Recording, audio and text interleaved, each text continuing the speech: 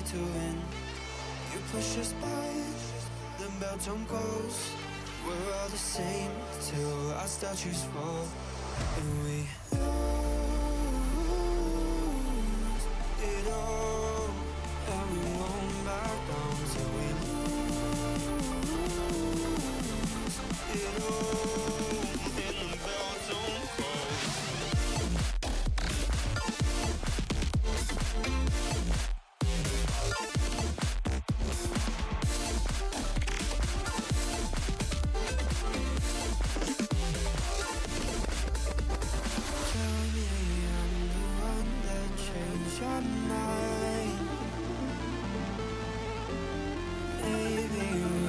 Still do this thing right.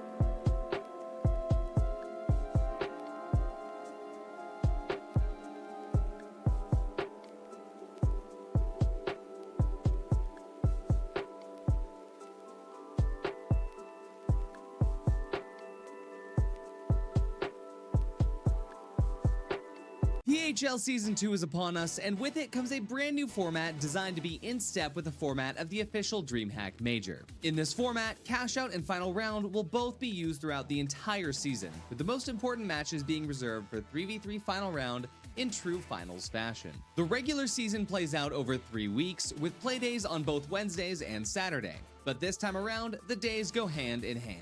Wednesday playdays will play out like the normal playdays from past seasons, with shuffled groups each week playing 5 cash-out matches and earning points based on placement and kills. But these points will work to sort teams into groups for Saturday. The best 4 teams from Wednesday will be in Group A, the second 4 teams in Group B, with the bottom 4 teams in Group C. This is where the majority of points will be earned. The groups will play a single match of cash-out, then the top 2 play a final round best of 3 for first and second. Bottom 2 playing for third and fourth, the top 2 from Group B play for fifth and sixth, etc. down the line. At the end of league play, the top 8 teams will qualify for their regional championships. Unlike previous seasons, there will be no inter-regional competition. We'll save that for the major. Now let's talk about the championships. Spots 1 through 6 will be locked for champs, but 7th through 10th place will compete in a last chance play-in. The championships are going to be using the same format from day 2 of the major, with 2 stages. Stage 1 will be a series of cash-out matches with final round 3v3 matches to eliminate 4 teams, leaving the top 4. Stage 2 will use the match point system, also known as the heat system used in the major. 4 teams will play cash-out, with the top 2 teams progressing into 2 final round matches, teams earning a point for every final round win. A winner will be crowned when a team reaches 5 final round wins. Welcome to PHL Season 2. We hope you enjoy the ride.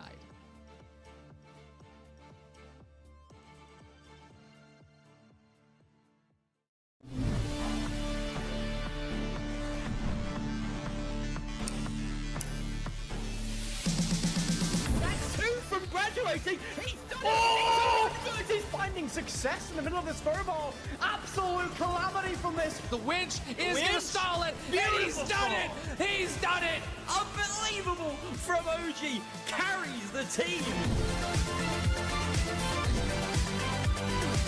How has Carnifex gone away with that? He even gets the second.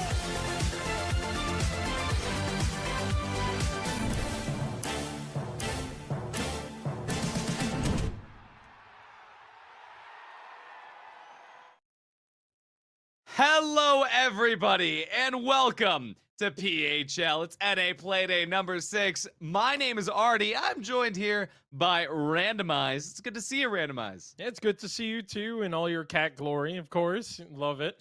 But I'm excited, Artie. It's the last day of league play. We are looking to clean up the rest of league and get ready for championships. I mean, Artie, we saw how EU performed this morning. Now it's time to see what NA can do down here on tonight.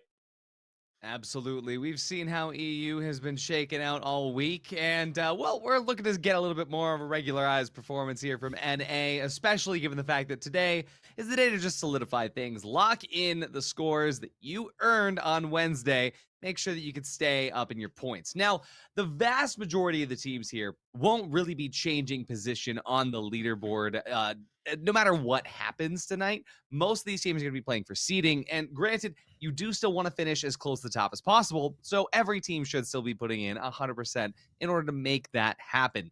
But this time around, I mean, you know what? It does lead to a little bit more of a relaxed setting, I think, in the arena. Yeah, I know. I would agree with you. If anything, this is usually whenever I'm involved in anything league wise, it tends to lock in towards the end, like we see for today.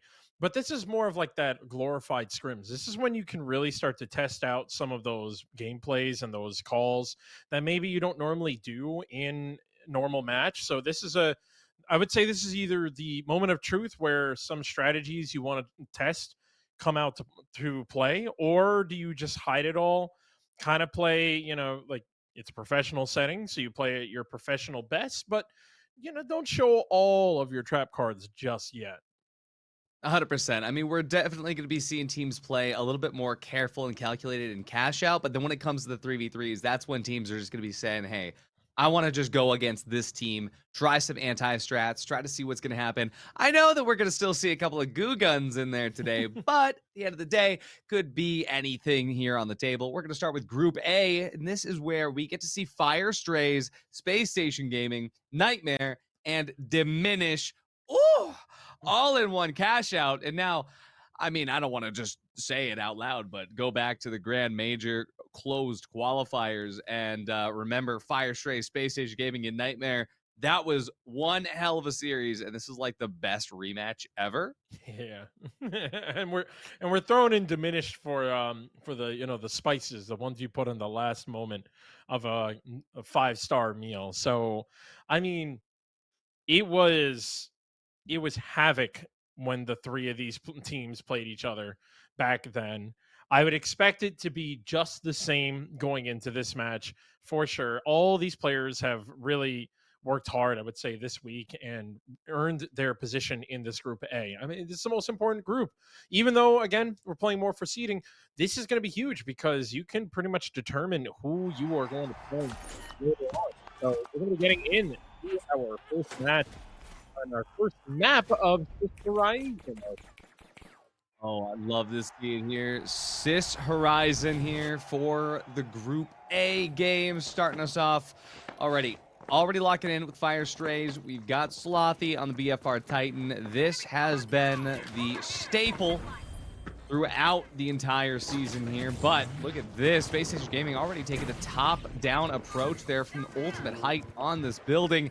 Looks like Varian has to run away a little bit early here. T-Mills as well. They have enough space, though, and with that space, Varian finds the breathing room. Take out Lamp. It's immediately rezzed up here, but check this out. Varian, once again, applying that sideline pressure. Fire Strays, they're not here to play. We do have an explosive battle starting already, but it's going back and forth. Lamp finally getting his revenge here, but Fire Strays, they do have that defib up available a little bit faster, but 1v1, Grad wins these. Oh my goodness. I mean, honestly, good on Varian. I love the rotations and the movements from Varian and the rest of Fire doing a really good job timing it out for the play. It just so happened, just shots weren't connecting, unfortunately.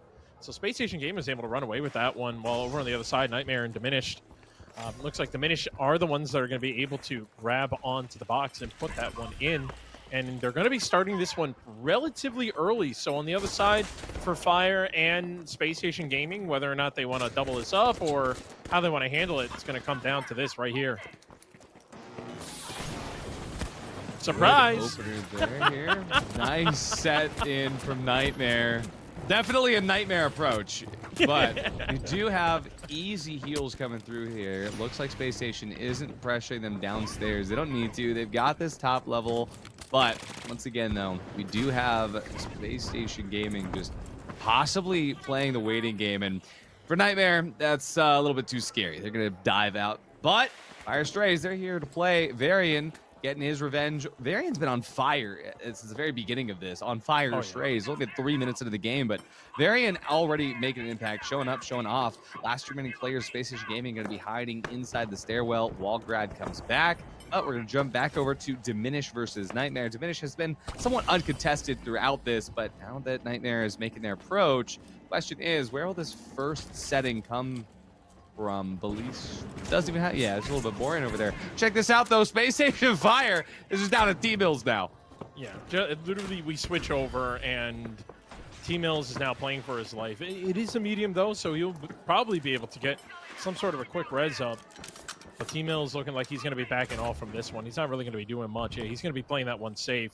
So pretty much T-Mills is either going to wait for his team to point in or wait for that catch to be finished, because right now it's going to be Nightmare and Diminish taking each other on the other side. Nightmare doing a really good job spreading themselves out, constantly keeping their eye on every angle possible, but doesn't seem to be doing too much right now, Artie. Yeah, Diminish didn't really take the bait there, but for Nightmare, they did pull them out of position just long enough for Uni to go crazy. But Cafaneo, he's still standing up the top. But Cafaneo! Absolutely crazy shots. It looked like Nightmare didn't even realize that they were so low, but that was wild. Jump back over.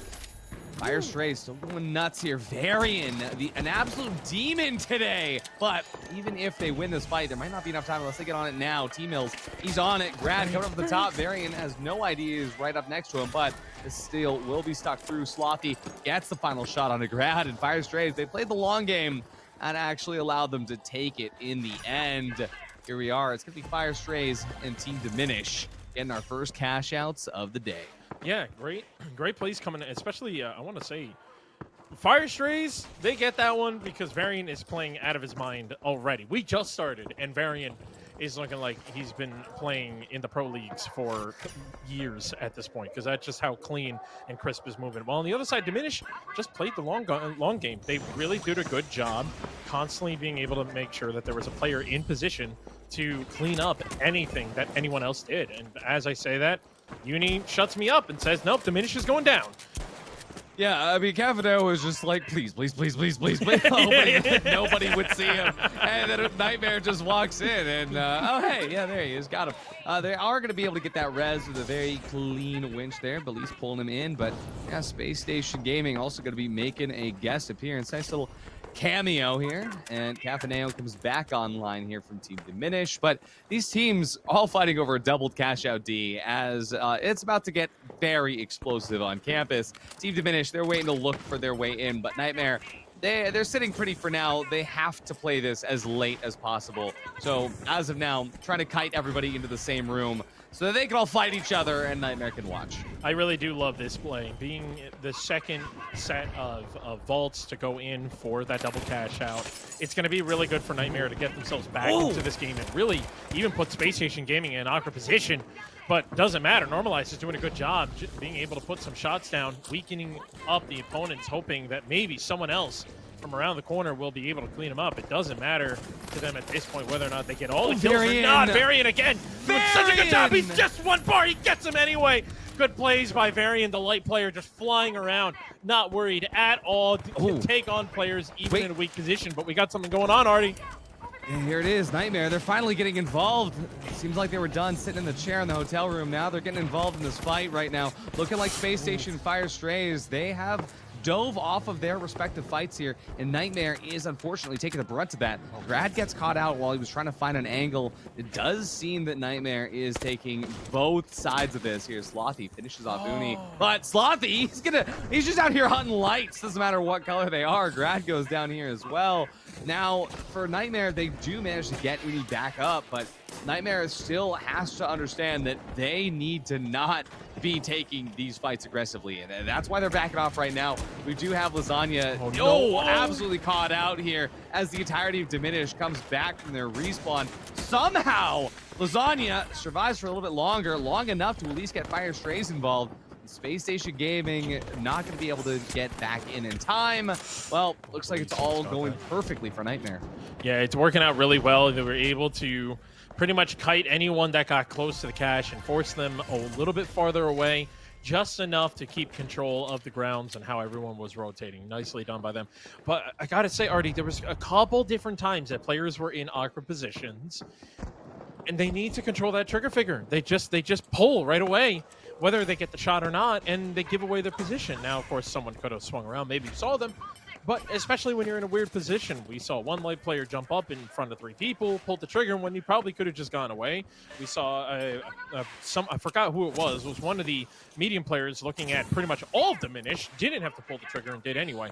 This is going to be one of those things where, it was Lasagna, correct. And that's one of those things where you have to mentally be telling yourself, like, sometimes it's just not worth to take the shot, especially when everyone's full charging in a different direction.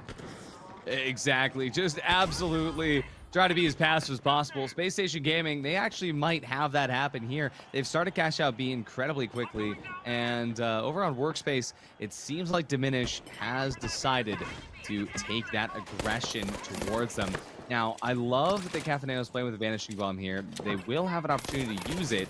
The question is if they are going to try to go for the pad approach with the Vanishing Bomb, or if they're just going to try to sneak their way in on the other side. Now, Gateway being prepped over on the western side of the building there does give me hope that this is going to be a kind of explosive fight approach here, but I'm not seeing Diminish actually make their way into this team fight just yet.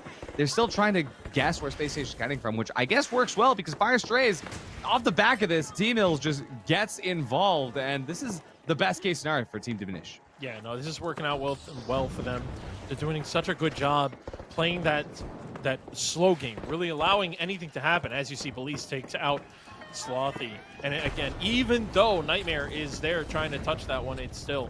Oh, wait, no, I believe this is the other side. I'm getting a little confused because the colors kind of matched up. No, we're on everyone's the same side. here. The other I got a ball little wasn't confused even by the touched. colors, but yeah, no. It looks like it's going to be a full-on brawlout again. 2 rounds in a row. This is really nice, but even though it kind of worked out nicely for Diminish playing that slow game, Space Station Gaming is kind of reaping the benefits now that everybody's here.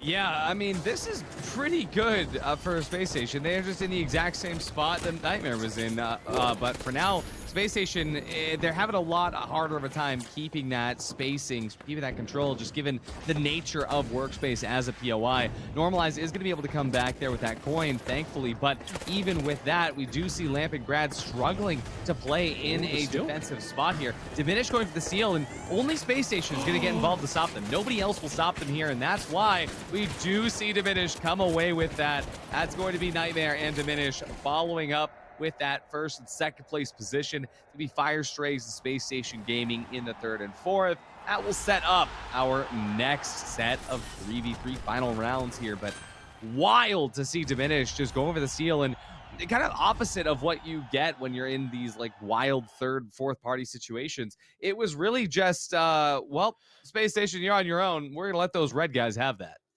You know, it was interesting. I don't know if the colors got a little weird for me on my monitor, but I think I saw an orange bubble pop up as Diminish was taking that. Fire Strays actually protect them and let them take that one. That is like reverse griefing. I almost feel like usually you try to get people to not just jump up to the top like that, but Fire Strays, I think, feel a little confident, allow Diminish to take this first one and then set themselves up to maybe take them on in the 3v3. Yeah, absolutely crazy set of rounds. I mean, just the very, very first set being these 4 teams. Nobody knew what was going to happen, but I didn't expect essentially 2 doubles. I mean, that last cash out was only 1 vault plugged in there, but might as well have been a double, all 4 teams fighting over it. This is cash out. It's crazy. It's insane. Nobody knows what's going to happen. And people are going to get mad. People are going to grieve. People are going to throw domes for other teams, but that's the name of the game. And now we do have our next set of 3v3 final rounds. And honestly, for Fire Strays versus Space Station Gaming, that could not be more cinematic because of how close those teams are. Hmm. They are honestly 2 teams that are, I would say, the friendliest in the entirety of the leagues across both NA and EU. So every time they have to go up against one another, it's insane. But we also jump over to our first set, which is going to be Nightmare versus Diminish. And honestly, for Nightmare, that's best case. Nightmare knows that both SSG and Fire Strays have been stratting against them and have been trying to, get under their toes a little bit. And especially for SSG versus Nightmare, saving as many of those for the major as possible is going to be best case scenario. But I'm sure we will see those teams in a 3v3 final round when it comes to the champs. Oh yeah, 100%. I mean, some of the best players and best teams in NA for sure too. So the way they set it up right now is pretty impressive. The way the teams were able to set themselves against who they're going to be playing against is generally, again, it's one of those moments where I felt like SSG did. You saw that, you saw the bubble go down. They wanted the diminished team to go up. They wanted them out of the way so they can take on the team that they felt more comfortable with. So yeah, like you said, good lineups for both teams. I feel like it's going to be balanced. I feel like it's not going to be one of those 3v3s where we're going to see one team just dominate the other, because it was just like the perfect scenario is what we got out of that. Cinema. Speaking of cinema, let's check in with our movie times. How long until we're going to be getting into that? Producer? All Mhm. right, so he called me a slur, didn't actually tell me what the next map is going to be. But, chat, we are going to be waiting just a little bit longer once we get into those lobbies. And honestly, I don't have a prediction for who is going to be winning when it comes down to Diminish versus Nightmare. I really think that Nightmare is the favored to win, just given what they're known for, especially Uni when he gets in these situations with control. But we're going to look at the map bans right now. It looks like we'll be starting on Fortune Stadium. This is Diminish's pick. We do see Nozomi Citadel coming out second. And of course, this Horizon to finish it out. Always love to see that. And for these 3 maps, I do want to give Nightmare the favorite here, honestly. But I know Diminish has been cooking. Yeah, I mean, I don't blame you for picking Nightmare. Honestly, Nightmare has just been all season long, even in ranked. Just no matter where you see a Nightmare player, it's just they're always playing amazing. But I kind of want to have fun with this one, Artie. I think it's always good when the casting table does not agree. I think Diminish is feeling good, and I think they're actually going to upset Nightmare in this one. I'll say it'll be for the long run, but I think Diminish will take this one. Alrighty, I'd love to see it, especially Fortune Stadium, where there are a lot of areas where both of these teams know exactly how to play around it. I mean, granted, spawn logic has changed since the beginning of Season 8, just slightly, but even so, I mean, we know the Nightmare goes pretty insano style on this map, and I know that Diminish has been scrimming quite a bit. So looking to see Fortune Stadium, if we do get a hospital cash out, this could be where we get a little bit of extra exciting macro control. But I honestly am hoping for more of a battle around the Holto buildings, just because I love the chaos when it gets into these areas, especially given the fact that a lot of teams are experimenting with crazier winches these days, just throwing just cash outs absolutely everywhere. So we're going to dive in. Diminish on your left, Nightmare on your right. It's going to be in Sector 4 where we get the first rollout. Looks like we are going to have a hospital cash out available off the rip.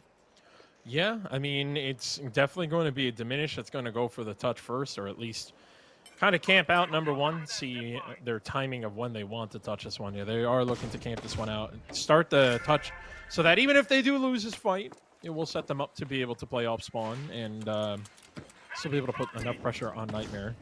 Nightmare now moving in. You can kind of see them a little bit more spread out. Some damage going down already. Bubba just kind of playing that scout game, and it's working pretty well for them now. They have a good idea. where everybody is. Lasagna getting forced back a little bit. And But everyone I'm looking down to low, see too. how they're actually trying to approach this high ground here. Nightmare's splitting up. They're putting Lasagna all the way over the side, especially given the fact that Lasagna has the opportunity to just take those pot shots. But actually, no, he does recoup with the team, knowing that if they can just wait for the right time to pad up together. I think I just heard the pad get placed, but we'll see. Looks like Bubba is of the understanding that they could come from behind, but fully cutting noise, Nightmare. This is looking very good right now. They're waiting to see if Diminish is moving. Nobody's taken the bait just yet. If Uni takes a zip, though, that's going to unleash the beast. We'll see if Gremlin, yeah, he's ready with the RPG. RPG pad about to go out. Oh, there we go. Uni engages. Uni goes out. Opening shots, though. Oh, Lasagna. No, that doesn't seem to be able to close that one out, unfortunately. Gremlin is able to win that fight. Going to be forcing Diminish down into very awkward positions. They get a res up. But Cafaneo and Belize both pretty weak. Nightmare as well. It was a 2v2, but Belize is going to go for the res. Gets a chance to reset. He Oh, he does gets get the it? full res, though. It still kind of works out, but Bubba's also trying to get out of there. It's not going to work out for him, and that is going to be the end for Diminish for this first round. Nightmare is going to be able to get this one, and I believe, Artie, we will probably see it go to hospital. I think so. Slow and steady wins the race there. Nightmare, even though Uni lost that first engagement, they had all the macro control they needed in order to just guide in and grab everything out with Gremlin's winch. And now, as we get over to hospital, we'll notice that, well, it is going to be Lasagna staying back, trying to guard that first spawn on Sector 2. And as soon as the team is back, well, they bought themselves the extra 30 seconds they needed. See what's going to happen now. Cafaneo looks like he's trying to get... Oh, wait, we're going to see some tech. There we go. Gateway, pad, huge gateway. This is going to try to prevent any sort of griefing over there, but still, this does mean they have to come in on the most inopportune side of this all. And Nightmare, they were waiting for that. They're staying at the bottom just to make sure that no matter what entrance is taken, they're going to see it. That's going to give Nightmare still the upper hand here. Diminish, they are closer to the objective itself, but they are still trying to make their way in without getting split. But Cafaneo, he is split. Ooh, they go for the... Oh, I thought it was going to be a bait pull, but it ends up being almost a full pull, forcing Nightmare to actually use their C4 and force that down, but it didn't work out that well. Belize, unfortunately, was put in a bad position. Bubba as well by himself, and just like that, Nightmare is going to easily, again, 2 times in a row, just take them out. I mean, Nightmare's doing such a good job picking each player out in an awkward position every time, and it's so unfortunate to see that for Diminish. It feels like one player just moves or rotates a little bit too early or too late. Nightmare picks up on that, and that just instantly puts them in the winning position.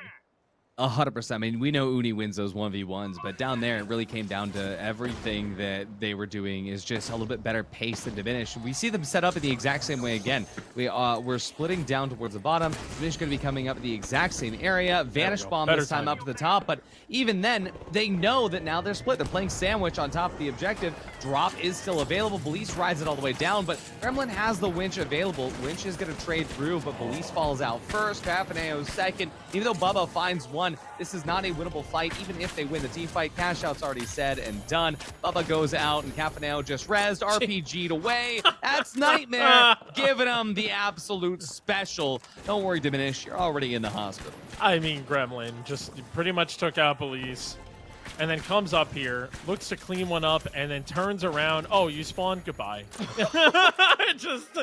Gremlin just took him on right now. Can we just get a scoreboard check real fast for Gremlin? I mean, yeah, that's what I thought. 7 kills. 7-0 right now. Wow. I mean, you know, Belize is just 3 team fights away from getting signed to MI6 with 007. See what's going to happen there. But we do see that as Nightmare just holds back towards Cash Out C, they have full control. Vault is actually going to get plugged here. But Diminish, they're timing this pretty well. Already, Lasagna taking back shots there from Bubba, but Cafaneo almost goes out immediately. Uni and Lasagna are down to half HP, but Cafaneo deleted once again. Gremlins always fighting that RPG when they're needed most. Bubba and Belize, they go out. And there we go. Nightmare they've already won the game again. And not only that, but they also destroyed this building in the process. Yeah, I mean, I know people like to say, like, watch out when someone's on fire. Anyone that gets in their way is going down. I didn't know they meant the building too. So, Gremlin, who's paying for insurance? Because I'm not. This is not looking pretty good. But this does actually put Diminish in a very awkward position because that entire. Okay, never mind. It puts him in even a more awkward position because Lasagna doing a really good job cleaning up that one kill. But now you just see Diminish have to get the res and try to somehow scrape things together and work their way up here. The cash is just in an awkward spot for them. It's not going to work out that well. I know. I mean, not only that, but they also have to still clear drop, not before doing anything. And Nightmare, they just move around so effectively. And now Gremlin going out is big, but immediately Bubba gets traded through, and that means there's no paddles available. Nightmare, they could get Lasagna in a position to get Gremlin back quickly. Belize is getting absolutely chased down by Lasagna. There it is. Now it's just up to Cafaneo. Once again, the Diminish not able to finalize anything productive off of their opening picks. Now, at the very least, Cafaneo, he's hidden. He's hiding in this corner here, and even the likes of Quemby, Rutile won't find him here in the Holto building. But Uni, he's going to be getting that slow res over the sideline. When Gremlin comes back up, he will have something to say about it. Now they have 3 players all scouting around trying to find it. And even though Bubba just got back, they have spawn control. Nightmare can prevent this from coming out. Cafeo going to be leaking out. Gremlin, though, he's just better. He's just ready. And you can try to see what happens now as Diminish tries to come through. But Nightmare really going to be staying true to their name. They are being a nightmare for Diminish, and for now, Diminish, well, there's a reason it's called diminishing returns, because that's one thing Diminish won't be doing is returning here as they get team wiped, and Nightmare cleans it up with a 2-0. Yeah, it's a little unfortunate for Diminish, but I mean, Nightmare was just playing grade A gaming. They just, every time one player was in a fight, the rest of the team was right there to help him out, and I think that's the biggest problem Diminish had, was everyone was always cornered or put in an awkward position. No one was ever anywhere to help each other out. So Nightmare played as a team, Diminish playing as a ranked team. You can't do that. We're here competing on the big stage right now. So Diminish needs to be able to turn things around and actually really focus on how they're going to move together as a team. I don't want to point fingers at anyone, but I almost want to see Belize fight a little bit more. I felt there was a little bit too much trying to get the cash out, trying to get the heals. I know you're the heavy. I know you can take advantage of your health, but if your medium or your light is not there to continuously heal you, it's not going to mean anything. Yeah, I mean, again, pacing is the most important thing when it comes down to these team fights. And it was typically the median that goes out first. And even then, they weren't utilizing the H+ infuser because the fact that they're just not in a position to get going with it. Now, I love that they wanted to try to get creative with the Vanishing Bomb. I respect the Vanishing Bomb play. I mean, hey, deep secret, right? I mean, there's a reason that Roma still pulls it out. But the thing is that if you're going to pull out the Vanishing Bomb, you have to go for those pad RPG openers. And if you're not going to be actively looking for the situation to use those, there's no point to bring it. And now, of course, Vanishing Bomb is also going to be utilized for getting those clean crosses. But even with that, we saw when they were trying to push over the whole toe point, they didn't use them for clean crosses. They're trying to wait because, they wanted to use it for pad RPG, but you still have to get over there first. And so it seems to Diminish, they have a lot of ideas, but when you're up against a team with as tight macro control as Nightmare, you have to get a lot tighter with what you want to do. Now, when we're moving over to Nozomi Citadel, this would still be another place where you could expect the Vanishing Bomb. But for Diminish's sake, I hope that they're not bringing it because they need to really lock in with the basics here. And honestly, if you don't have the Glitch Grenade and you don't have the H+ Infuser and you don't have the Gateway, you just don't have everything that you need to set Belize up for success with the way that Belize is playing these fights. Yeah, no, I agree 110% with that one. I mean, essentially, as you said it's almost like they're trying to play 2 different strategies at the same time, and it's not working out for either of them. And sometimes this happens with teams. Sometimes you're kind of in that middle ground where you're looking to try this strategy or try that strategy, but everyone doesn't have it locked down the way they want to do it. unfortunately. So it seems that we did have a little bit of a problem, and we're gonna have to remake this match. Yeah, that happens. It's online play for you. Sometimes you just you get a good lobby, and sometimes you get the bad luck of the straw, and you get the worst connection or something like that. I don't know. But I mean, Artie, It happens. yeah, the reality is, I really do agree with what you're saying, right? I mean, you're like one of the best coaches in the game. I'll just throw it out there for you. But you Where's my definitely know this game very well, to the point where I would agree with you. Right? All right, fine. I was trying to be nice, but fine. You know what? I will never compliment you again, Artie. Okay, those cat ears. You know what? They make you look short. Okay. All right. Anyway. First that time would Artie hurt. and I. Wait a second. Hold on. Whew, okay. Anyway, First time Artie and I wow. have ever been in a casting booth together, and this is how it starts off. You know what? That's crazy. That's crazy. I mean, coming back to it though, coming back to it. Yeah. I think that when it comes to what Diminish needs to do is just they need to start focusing these team fights as classically as possible and stop trying to overcook, right? I fully see where they're trying to come from, where they just need to take this fight against Nightmare specifically. Where, okay, if they're going to be getting into the fight, they know that Uni's probably going to be holding an off angle somewhere. They know that Gremlin, if they can bait out all the Grem util, they'll probably have an opening. But at the same time, you're doing that while forgetting that Lasagna is pulling out the repeater and is somewhere off the side as well, where you have 2 off angles. Now, 2 off angles is something where it's like Nightmare, they're going to be able to hold this out. They're going to be able to lock it in a way that works. But I think that if you are Team Diminish and you realize that you haven't won a clean team fight up against them yet, then you need to forget about all that stuff and you just need to work together and move as a team, move as a unit. If you're going to be pulling the Vanishing Bomb anyway, you should be moving as a unit regardless. But the fact of the matter is that it seems that it takes them a lot more effort to kind of collect and figure out what the move is, comparatively to Nightmare, where it just comes naturally. Yeah.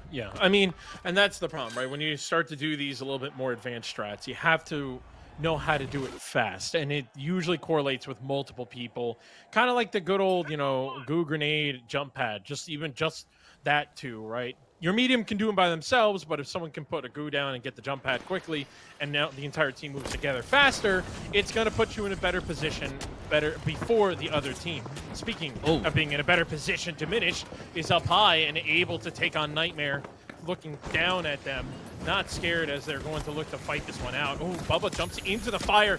Doesn't matter. Doesn't phase him. Lasagna will be the last one up against Belize, but Belize has less health.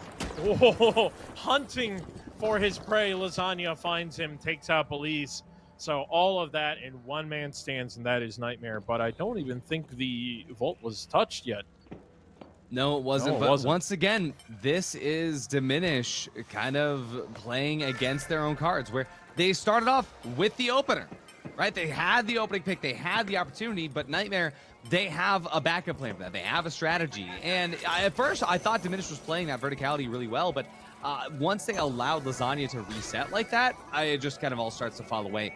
Bubba had the opportunity to re-clean everything back up and try to grab the defense, but unfortunately, just, doesn't work out that way. Now, Diminish, they come back with a vengeance and immediately pounding through that gateway, trying to get these shots off, but Uni is going to find the first one. Now, Bubba and Cafaneo holding up together, trying to make sure that they're not getting caught out, but in this, Gremlin is rushing forward. Gremlin is allowed to get a little bit overconfident in these, knowing that Diminish is just going to pull back. And as Cash Out B gets started over at the bottom of the op center, we just see Gremlin playing perfectly around the staircase. And unfortunately for you, Cafaneo, that winch is going to land, and Nightmare cleans up yet again. Yeah, and this is one of those things right here. You can see both of the players in Diminish back up. They backed away, not together. And then they were together, and then when all of a sudden one player comes flying in at them, they spread up apart, and again, that led to one player running one direction, Cafaneo falls behind, tries to help out, but when you have the whole team on the opposite team standing between the two of you, unless you were the ones who put them in that position, it's not really going to help you. And so these guys really need to make sure that they're coordinating their moves. Speaking of coordinating, Bubba dies. I like the kill feed though. Can we talk about? I've Well, actually yeah, never I seen mean, that before. Cafaneo, he tried to dash pad, and the dash pad did not land. And not only that, Nightmare going through Diminish's own gateway, like, oh yeah, here you go. That's actually insane to me that they just pushed through the gateway. That's insult to injury right there. Yeah. And I mean, yeah, this not is scared. Nightmare. They're not scared. They are the Nightmare. So that's one of those things you can't play scared either. You have to be able to face them head on, but together. And that's what I need to see from Diminish. We need to see them start to round up. Here we go. They're gonna play this out again. Fly out, grab the jump pad, throw this so they can get closer. Now that's forcing Nightmare to rotate back, but yeah, there's no time, and Diminish. Nightmare's already aware of where they're moving. Yeah, Diminish has to dive onto the point here, and so Belize is trying to at least create spacing, but Bubba and Cafaneo, neither of them are actually being the ones to make the move onto the point. So why are you playing as if you're trying to create space to get the steal? If you don't have time for the steal, you're just losing another team fight here. And this is even worse for Diminish now, because not only did they know going into this that they weren't going to get that team fight, but now they won't even have a chance to get this vault fight. And Bubba is just playing, this is a survival horror game here. It's just absolute nightmare. As they just dive in.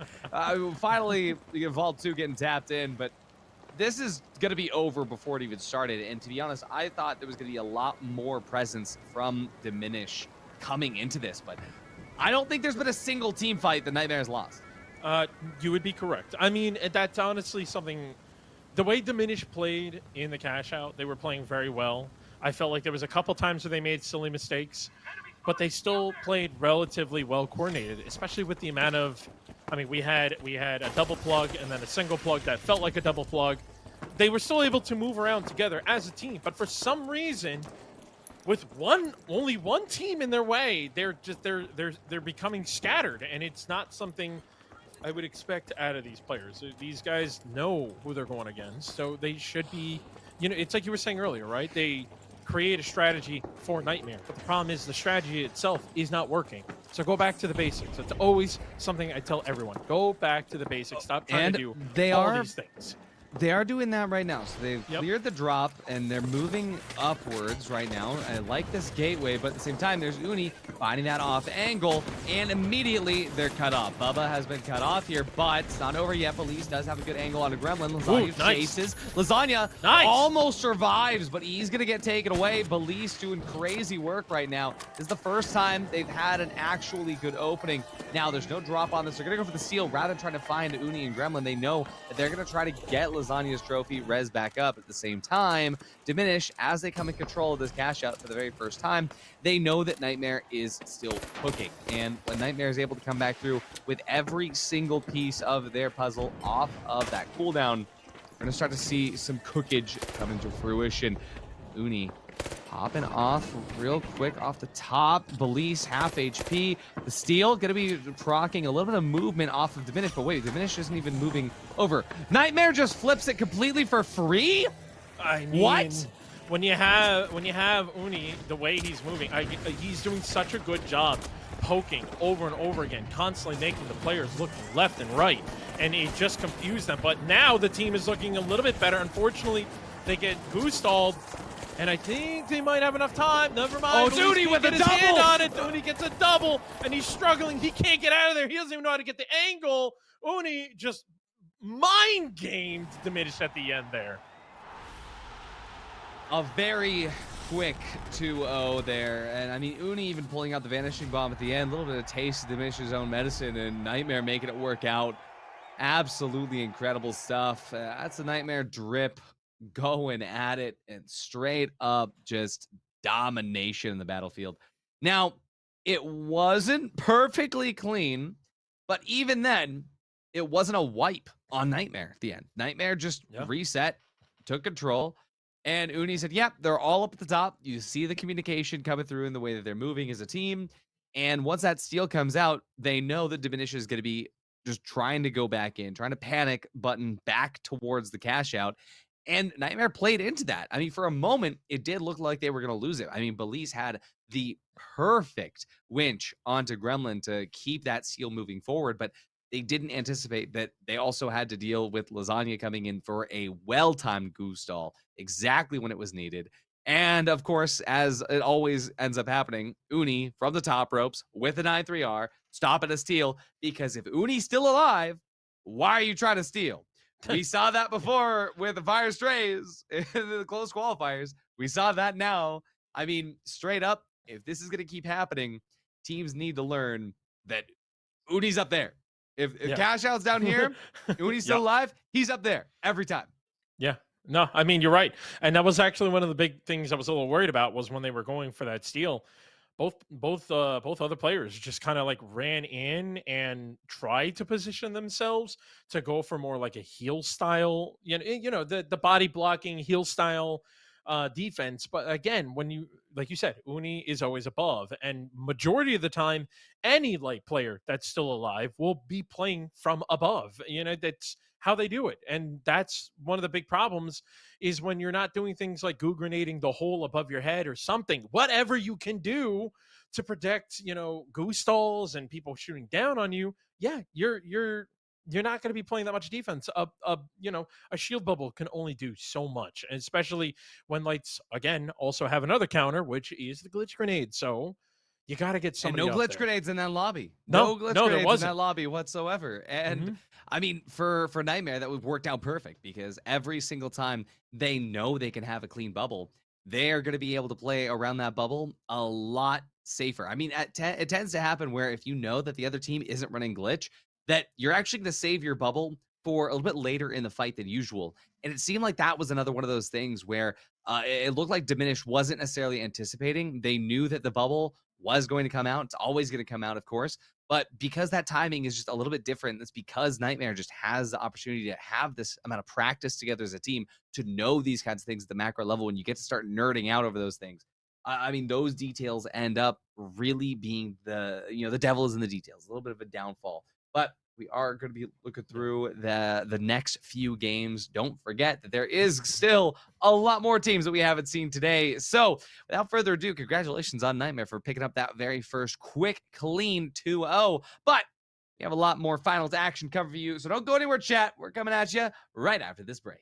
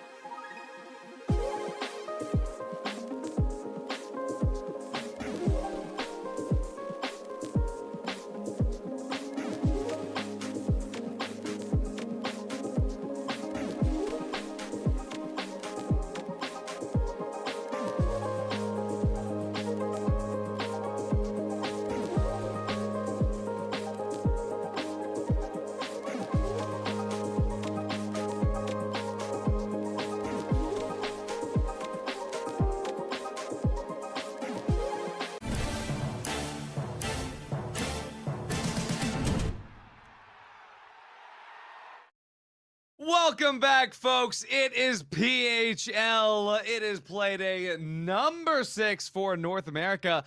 My name is Artie. I'm here with Randomize, and on your screen, we're just looking at all the teams over there. Now it's back to me, back to Randomize. He is on that side. I actually pointed to the right direction this time. And Yep. Randomize, we got done with a phenomenal Group A, and even though we just teased to the folks at home what Group B is going to be like, what are we looking at? How we feeling? How we doing? I mean, I'm feeling that I don't know if I want to say I'm feeling, but I'm more hopeful that we might see some off meta stuff. Young Guns is known to come in a little bit more on the trolley side and come in with some funny, loadouts or whatever. I really want to see that breach charge come back out. I would love to see that and see if we can make that meta. So hopefully that's what I'm hoping for, I mean, look, you could buff the breach drill as much as you want. I just don't think that the breach drill is going to be something that is essentially the most game-changing thing that you can have. Now, that being said, if we did see the breach drill, it would be a certified Ruby Boo Boo moment. But coming through with the rest of Group B. Speaking of Ruby Boo Boo, let's take a look at the teams. All right, so we've got Team Kiri, we've got the Kansas City Pioneers, KCP, we've got Task Managers, and we've got Young Guns, Ruby Boo Boo himself. Now, Team Kiri, this is, of course, Akazo's team. That means Goo Gun. We've got Young Guns, that means Ruby Boo Boo. That means Goo Gun, possibly Goo Gun, right? KCP, they're going to be running the tried and true and traditional North American meta format. And then Task Managers, well, with Task Managers, it could really go any way, but I Love Rice definitely out here trying to prove that she can continue to keep up with these teams. That's why they end up here in Group B, was off of some phenomenal performance standout from I Love Rice specifically on Wednesday. So we'll see if we can continue that format over here and see whatever the team composition they roll out with. Maybe we do get another Goo Gun. This actually is the only time that we've seen a group they can have 3 Goo Guns on a Saturday. Now, I don't know if that's going to happen, but at the very least, I know 2 teams are going to be bringing the goo. Yeah, actually, what would be interesting enough? You talked about it last match for sure, and it's knowing who are you competing against, and like how do you want to prep going into it. I'm almost curious because I feel like every time there's a goo gun, someone has to do something with flames, any pyro, any style like that, because it's usually the best way to get rid of goo. Anyone going to bring in that smoke grenade? It would be really cool to see someone maybe. Again, a little bit off meta. Maybe I guess I'm the off meta guy. It's in my name. Randomly bring stuff, whatever you want. So it'd be kind of cool to see something like that, I mean, we did see goo smoke quite a bit in the close qualifiers for the Grand Major. So Yeah. stranger things have happened. And looking at this group here, we get 1 game of cash out. And with that 1 game of cash out, 2 Goo Guns is already a lot to deal with, and let alone with smokes and pyros coming in to save the day. We have no idea what's going to happen. Now, I do think that we can kind of expect what KCP is going to go for. They could throw a curveball. We know what Akazo's team, Team Kiri, is going to be good for with the Goo Gun and what they could pull out, but at the same time, they could also just change things up and go with a pretty crazy setup that we're not expecting, even though we're expecting a Goo Gun. Same with Ruby Boo Boo.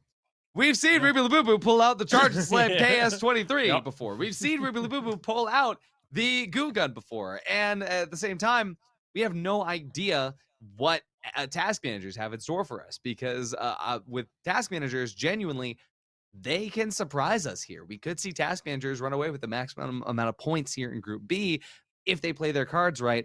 But as of right now, I don't think any of the teams in this lobby even know what to expect from the others, because they're all playing the sort of game where they're trying to anticipate what they're going to do, and they're changing what they're going to do for that. And then do you change what you are going to do because of what they think that you're going to do because of what they're trying to do? And I'm already lost, and I'm the one explaining this. There was a moment when I was just kind of nodding my head. I'm like, I'm just going to let him run with this one. But we are going into Sis Horizon here. A lot of goo has been talked about. A lot of goo is about to be on the map. I mean, we can theorize who's going to be bringing what in. We're about to find out who it is, but at least we know Akazu is going to be having that goo gun for sure. 100%. It's what the rest of the combos we are going to be going into this one. And actually, now that I look around, we only have 1 goo gun We talked about so much goo, Artie. You scared it away. What's Ruby Labubu doing without the goo gun? But what's Pioneers doing? Taking a little bit of early damage there. It is going to be the Young Guns over the side. Now, Young Guns, I think Ruby Labubu is kind of on his, like, I'm playing Winch and I'm going to play the game, you know, in a more normal manner arc. And as I say that, I see a sledgehammer. So, you know what? It's not as, you know, normal as we were thinking. But at the same time, Young Guns, they did open up with a little bit of pressure on Pioneers. Team Carry, they're going to fall out off the side from Task Managers. At the same time, coming off of the back of this, ACP, they're not done dealing with the Young Guns just yet. It's Tiger. It's a nice opener. Brandy does bring spawns back as fast as possible. Neither of these vaults have been plugged just yet, but Young Guns, they're leaving the bait out in the open here. Pioneers going to be chasing, missing the winch there onto the pier, going to be taking him through this gateway off the side. Llama somehow surviving, taking the vault away, but no, Tiger, he is going to pick him up. Brendy gets yet another res, this time the long and slow res, but Young Guns, they're chasing through. It's just going to be Brendy. He has a trophy, but he's being chased down. Young Guns, they have a hammer. They're swinging it big. Yeah, and it's working out pretty well for them again. Young Guns coming in always. You never know what to expect from them. Ruby Labubu with the hammer, with the wench, not doing the goo grenades. And look at this. Look at this patience. Tagging players, pointing them out. So now the rest of the team knows exactly what to do. Is Ruby Labubu looking to swing and take Ikazu out. Home run there. Looking to pull one in, but no, it gets stopped by the block instead. Put the mine down. Make sure it's going to be harder to get Ikazu back into this one, as Team Curie has to back down away because Young Guns is just making it a brutal nightmare for them right now. Absolutely. I mean, this is Young Guns' point. So just straight up as easy and simple as that. Centrix tries to run away, but there's a winch, there's a hammer, there's Ruby Labubu. Viper is still going to be alive. Now, Akazo has just 2 seconds remaining before he's going to be able to coin back in, but Viper is going to get involved earlier than that. Akazo choosing not to coin, even though Viper did get a nice opener. Akazo knows the Viper is not long for this world, and Viper is going to wipe. That's going to be a long reset for Team Curie as Young Guns lock that in. We jump over to the other side of the map where Pioneers here are locking it up against Task Managers, and this is Task Manager's point. Once again, I told you, Task Managers, they could upset if they play their cards right. And for now, by having this point away from KCP, KCP needs to pull them off as much as possible. Pioneers now trying to make their way in, and they are going to start this steal as it gets dropped down to the very bottom. The late dome is not going to help them with the steal as much as it absolutely could have, but Digcron going to be diving in. The winch not going to land there as Digcron goes out. Llama gets the pick, finds the second on Wade. Love Rice takes out Brendy. I love Rice. What she can do here could change everything. Gets the res, but taken away by spawns. It's just going to be down to this, but Digcron's good for one. Can he finalize? No, he can't. That's going to be KCP's point here, but it was close, and once again, like I said, I love Rice. She can be the difference maker for that team. Yeah, I mean, the movement she had, she was able to get a kill, get the res, put enough damage down on the rest of the team. It's just unfortunate Digcron could not handle both players at the same time. But on the other side, Viper trying to take on 2 players, gets taken down.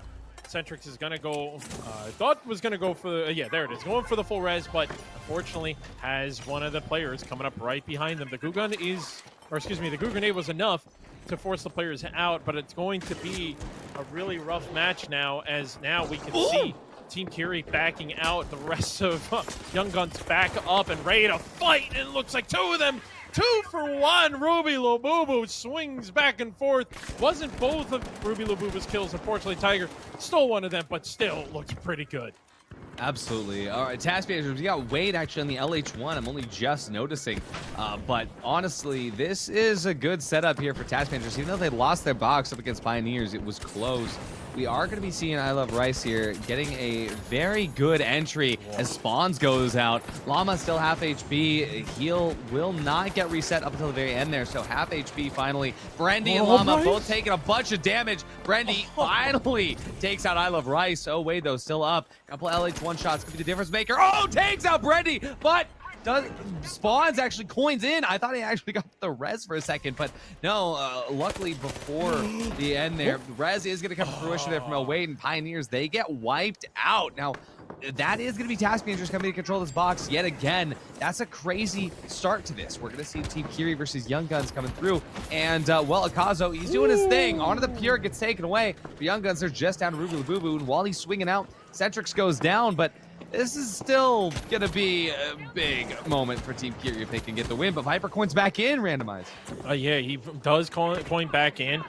He's got to get back there to help out the rest of his team. Kiri is looking to try and hunt down Ruby Labubu, but Ruby doing a good job getting away, buying enough time and kiting the teams away, because now Young Guns do, in fact, it doesn't actually matter. Oh, Viper was able to survive that one, but Young Guns do get the coin in, and they're looking to try to stop the steal, but it's actually kind of working out pretty well for Team Kiri. They are able to force the players back. They're right in position, though, to look for the push. It doesn't matter. Oh, but they didn't stick it. Found him. No, Akazo's pushing up. He knows he's low, but Honor the Pure still up and available. Honor the Pure actually holds the res on a Ruby Labubu. Honor takes out Akazo. Team Kiri goes out, but now Pioneers are here. Now the Young Guns, they have to drop it down. And inside the smoke there, Ruby Labubu gonna be dropping it out, but he's taking a lot of damage as the back shots come in. Pioneers, they're locking through, but Young Guns, they're trying to stay up and alive. But as Honor the Pure falls out, it's just out of Tiger, and he's out of goo to stall in. But Task Managers, they're here as well. It's still Young Guns point, and now Task Managers is griefing after they're already done with their box over a workspace. This is unprecedented. Oh, Wade just took out Lava mid-res. KCP just got wiped. It's still Young Guns point. Task Managers finished theirs. Oh, Wade gonna be taking the res right now, but Young Guns, they're allowed to full reset. And Young Guns just wiped Task Managers. They just helped you. Oh my God, way to take out your allies, but it didn't matter. Young Guns, with all the chaos that happened, still reap the benefits even after getting wiped, even after Pioneers came in, Task Managers came in, did all the work for them, and Young Guns walks away with the most money out of all of that chaos. All right, we got to take a moment here. We see Young Guns up at the very top.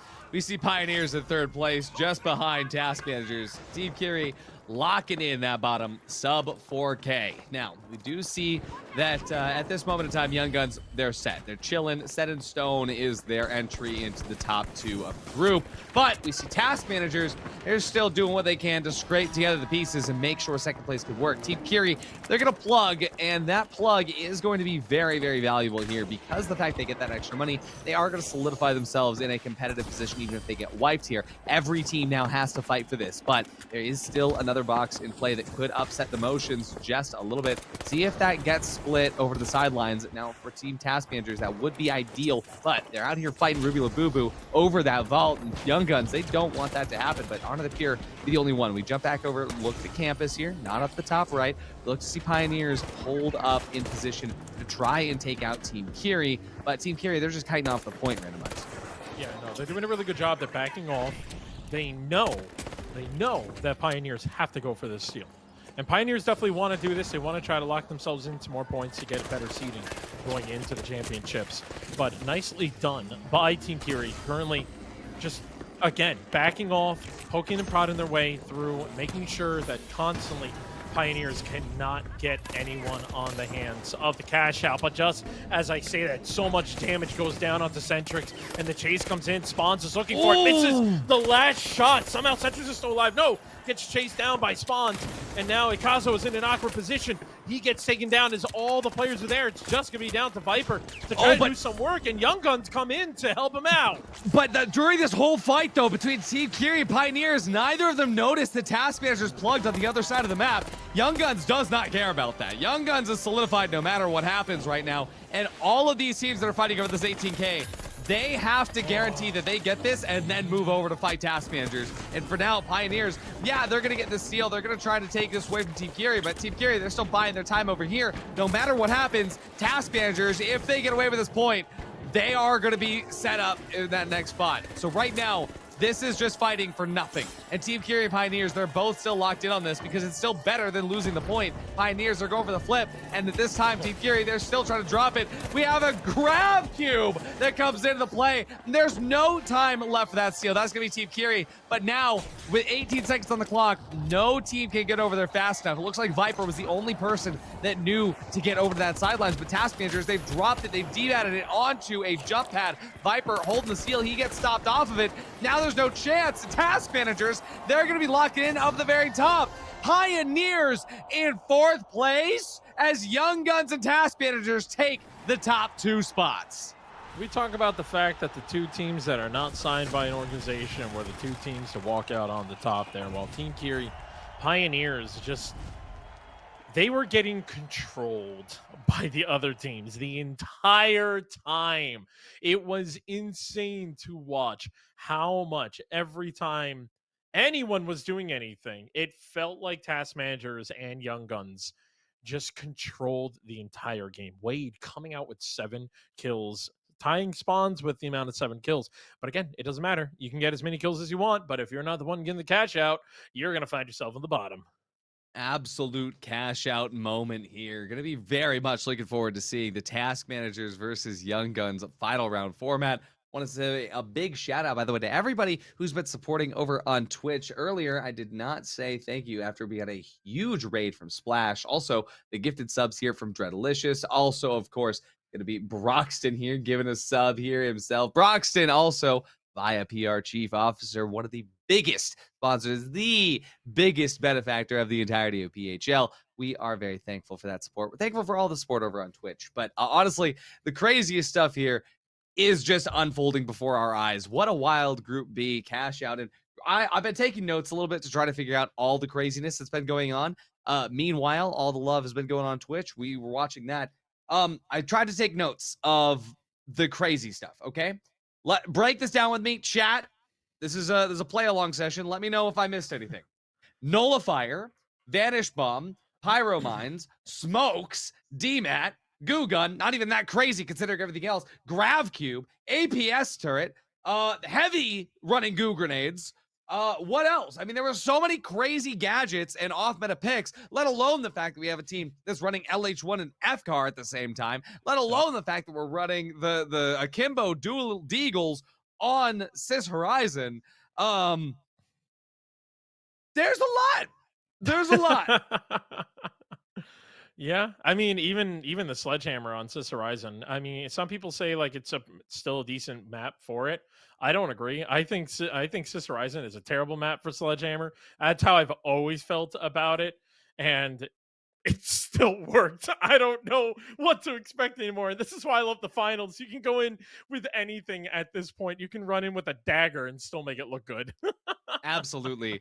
And I mean, hey, also another shout out that I need to mention is if you guys are interested in watching the Kansas City Pioneers versus Team Kiri, there is a B stream. If you look on Twitch, we are currently collab streaming with, of course, the Final Central. So you can check out the Final Central. Pull that up, another monitor if you're going to stay here and watch PHL to see that Group A match, because this is usually the part where I say to randomize, hey, this is what's going to happen between these two teams, and then we try to like talk about it. We try to figure out, okay, yeah, this is what's gonna happen. This is how we feel about it. His thoughts, my thoughts. Yeah. I don't have that. I don't know what's about to happen. Chat, don't even give me the excuse that you know what's about to happen either. I know what's gonna happen. Mayhem. I mean, we have task managers and young guns, and we got our map pick order: Fortune Stadium, Monaco, and his Horizon. I don't care what people say. I love Monaco, so I'm so happy to see it in the rotation. But yeah, no, I don't even know how to break this one down, because again, we've had such a variety of different weapons, different gadgets, just the way people, I mean, we saw differences in the gadgets for sure, right? Like, and it really helped the teams progress in some ways. I don't know about you, man, but everyone on Young Gun, especially Rice, felt very locked in with their shots. On task not managers. missing. Right? Yeah. Sorry, task managers. I have a really bad habit of staring at one thing and saying the other. My fault. Task managers. It happens. It happens. No, but that's what I said, right? Is that I love Rice when she's locked in. Every single bit of performance is just out on the table for everybody to see. But now we're cutting into the moment where, once again, we have no idea what to expect from Ruby Labubu. So I'm looking to see Wait a second. I love Rice is bringing a turret. Hold on. This is what we were talking about before. This is turret breach drill about to happen. No way. Are we gonna see turret breach drill? We are!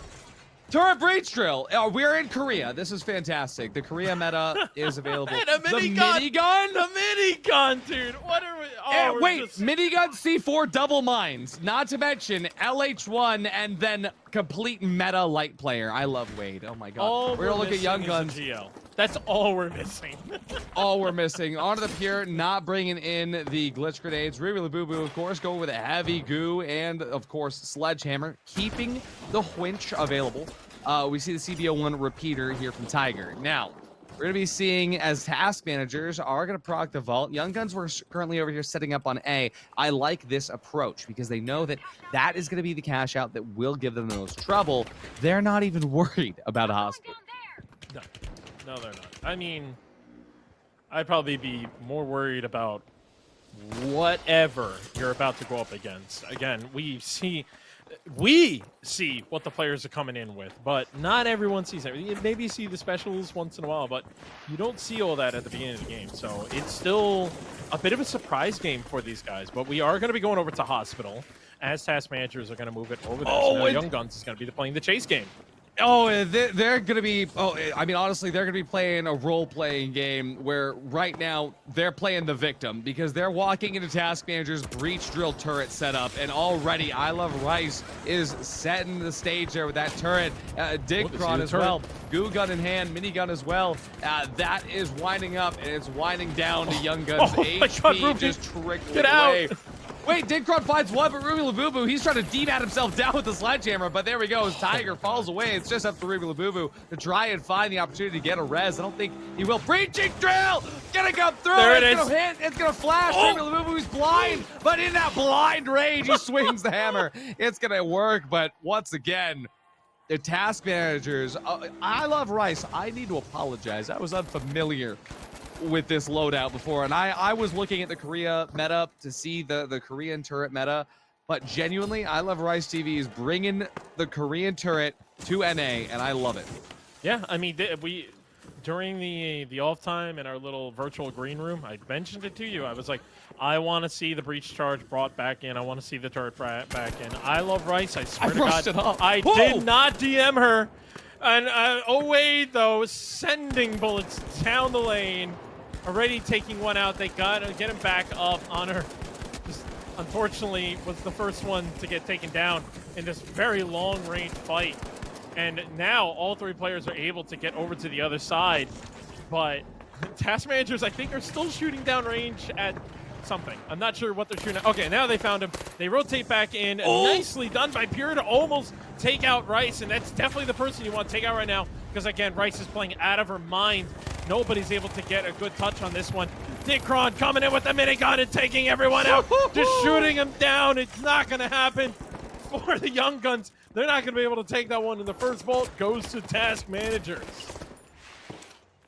I mean, this is, you let the team that's playing turret minigun set up. That's it. That's the end. Young Guns is going to try to get the res there. Ruby Labubu comes back up. Somehow, I Love Rice didn't see that coming. Ruby Labubu misses the winch there right off the rip of the res, but for task managers, still available. Completely blind onto the Pure after getting breach drilled in the face. Somehow survives 1 HP in a dream, but he just, wait. No way! Okay. I mean, again, I was talking about the, the trigger finger thing. Don't shoot if you don't need to. It almost worked, but unfortunately, not gonna happen for Young Guns. We're gonna be moving on to Vault number 2. Task managers are gonna be the first ones to touch it. May see Young Guns run off to another cash out and start breaking more walls again.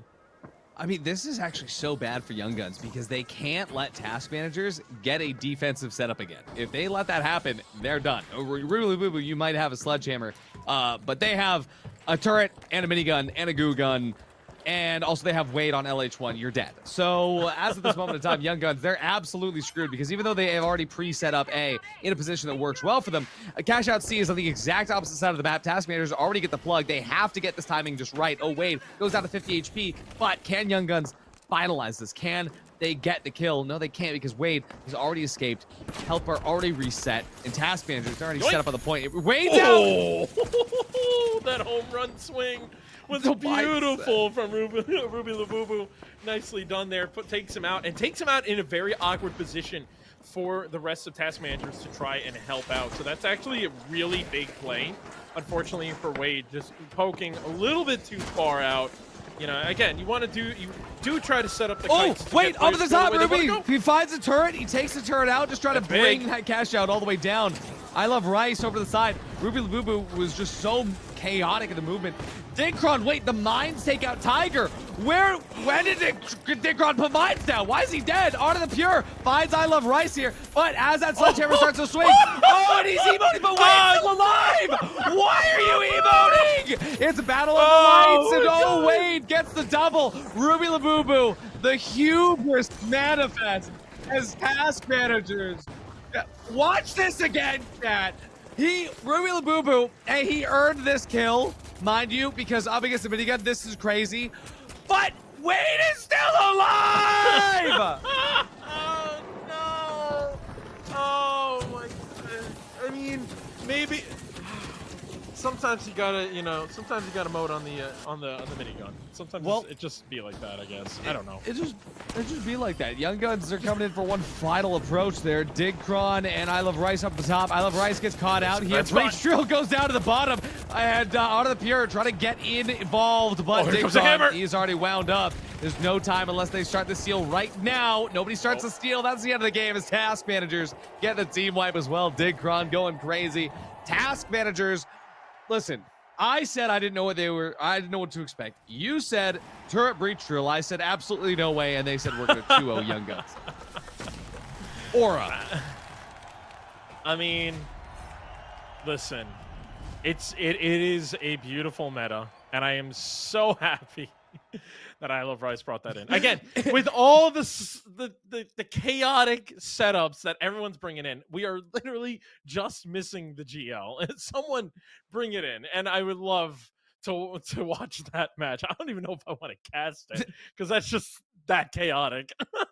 So, genuinely, this is so much fun when you have no idea what's coming. You have no idea what to expect these teams. The off meta is here. And we've been saying it. We've been saying that teams are going to be able to come out on top of the orgs. All the people in my YouTube comments always, whenever I make a video about the meta, they're like, oh, so like we have to run this? It's like, no. Like that's just what they're playing. Yeah. You don't have to. This is proof. And I mean, even when we're talking about, hey, it's Ruby Labubu, Winch, Sledgehammer, you're dead. That is one of the best things about that. I mean, even though, we won't be seeing Young Guns at the major, everybody knows Ruby Labubu, right? And we just saw not only did Ruby Labubu not get the win here, right, with Young Guns up against them in map 1 at least, but it was against the most off-meta. They off-meta'd Young Guns. Yeah. And won. Yeah.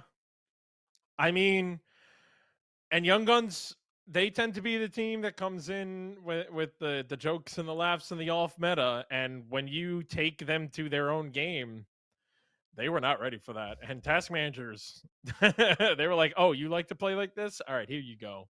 We'll deal you your own hand." we're absolutely eating good. And now I know that once we get into Monaco, this is where things could change. Now, again, I don't know what they're bringing. We have to wait to see. And Artie, yo, you know what they have to do to counter the minigun, right? They need dual blades. Yes. Yes. Bring the dual blades, please. He's on charge and slam. Both heavies are on charge and slam. Whoa. Wait, it's double heavy on Young Guns. Wait. Oh, it is. Oh what? My God. What is going on? Okay. BFR and Winch on Tiger. Okay, Ruby Labubu, BFR, double BFR. Double BFR. Okay, and Mines and Dome. Art of the Pure going to LH1. Okay, this is valid. I'm not. Okay, blood pressure reset. We'll go to task managers. KS23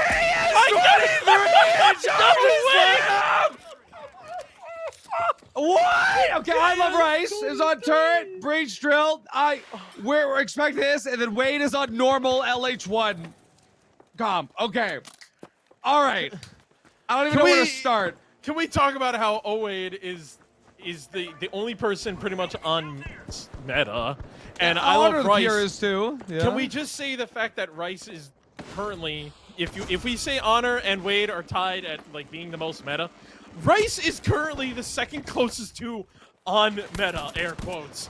I mean, almost normal at this point. And not to mention the fact that Digcron is pulling out the Ruby Labubu strap from the major, where we're going KS charge and slam.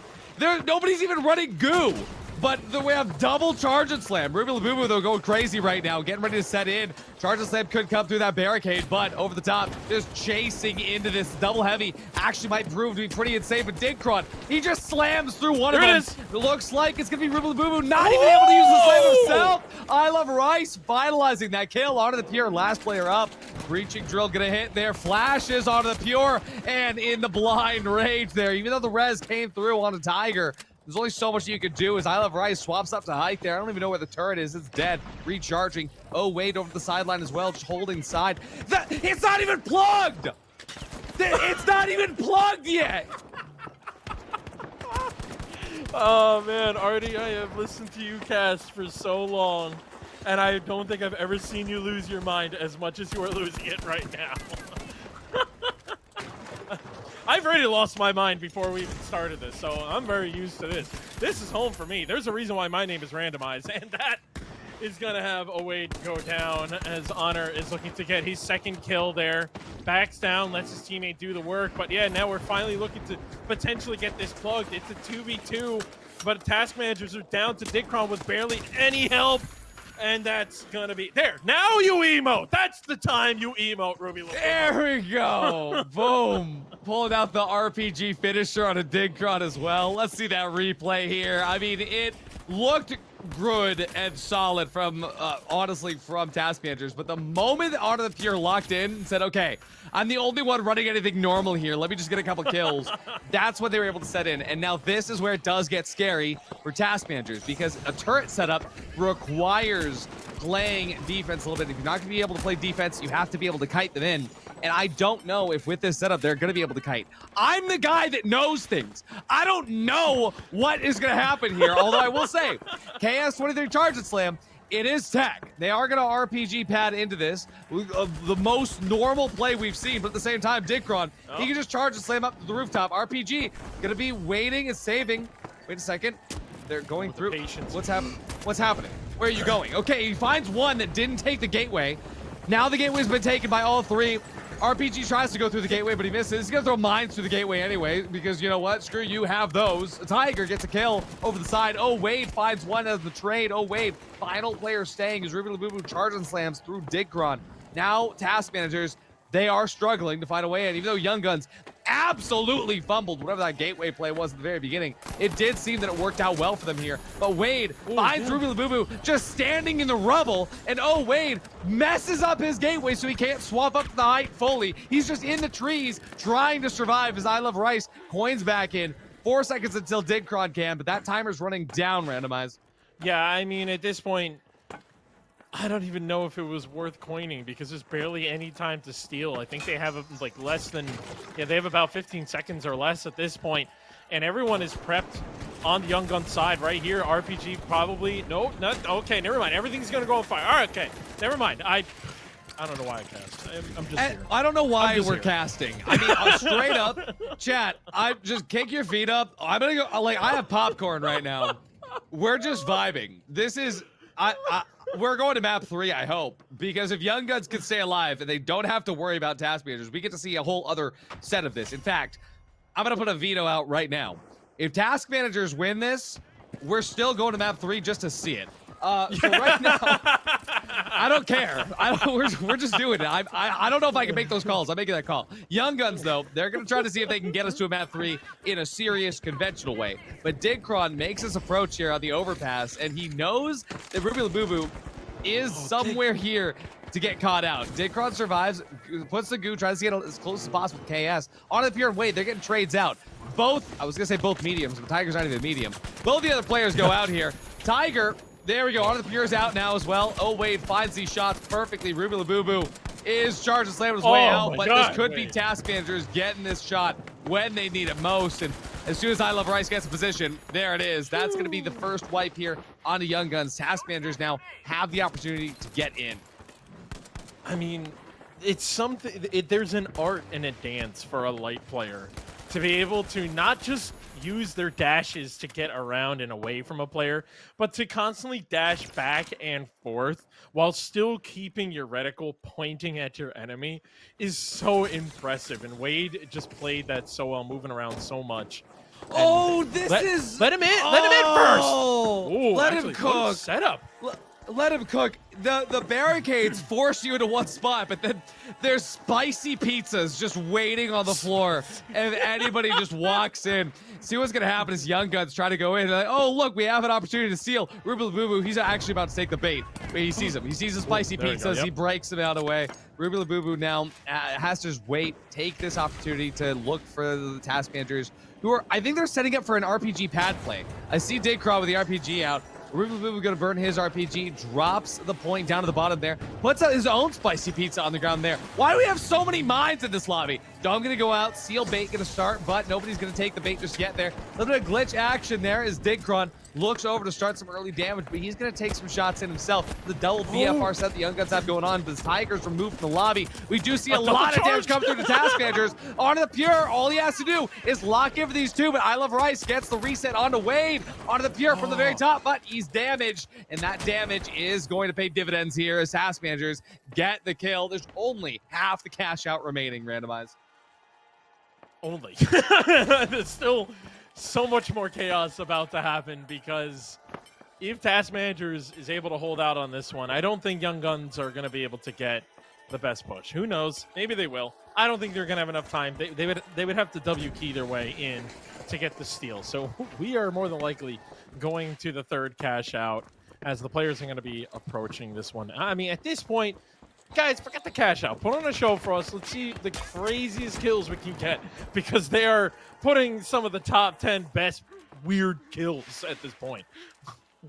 I mean, I just love that I have no idea what's going to happen at any given point. I mean, we're watching this approach right now, and it does seem that, yeah, Young Guns, they know, hey, look, there's a turret, there's a breach drill, we're not getting in there. But at the very same time, they're not setting up in a very stable way. They don't know exactly where the vault is going to spawn. Ooh. But this is perfect. Onto the Pure not only has a good spawn for the vault, but he's actually in a spot where he's going to be able to take out Wade, which is the only really decent pressure that can counter the two BFRs that Young Guns have brought to the table.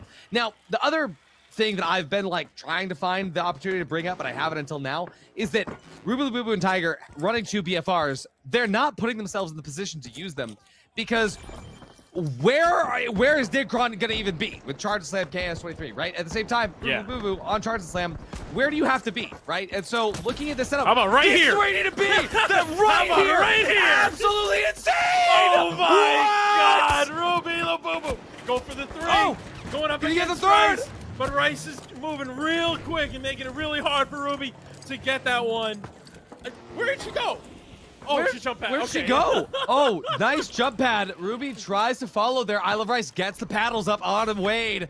Wade coming back there means extra damage, but one BFR shot could change it. Shot! One! Twice they miss! And this is going to be a little bit of a reset there from Ruby Labubu. Almost had the opportunity, but look at this. Once again, Young Guns, they're on the defense. Now, Task Managers did just clear through this, but Young Guns absolutely can lock this down.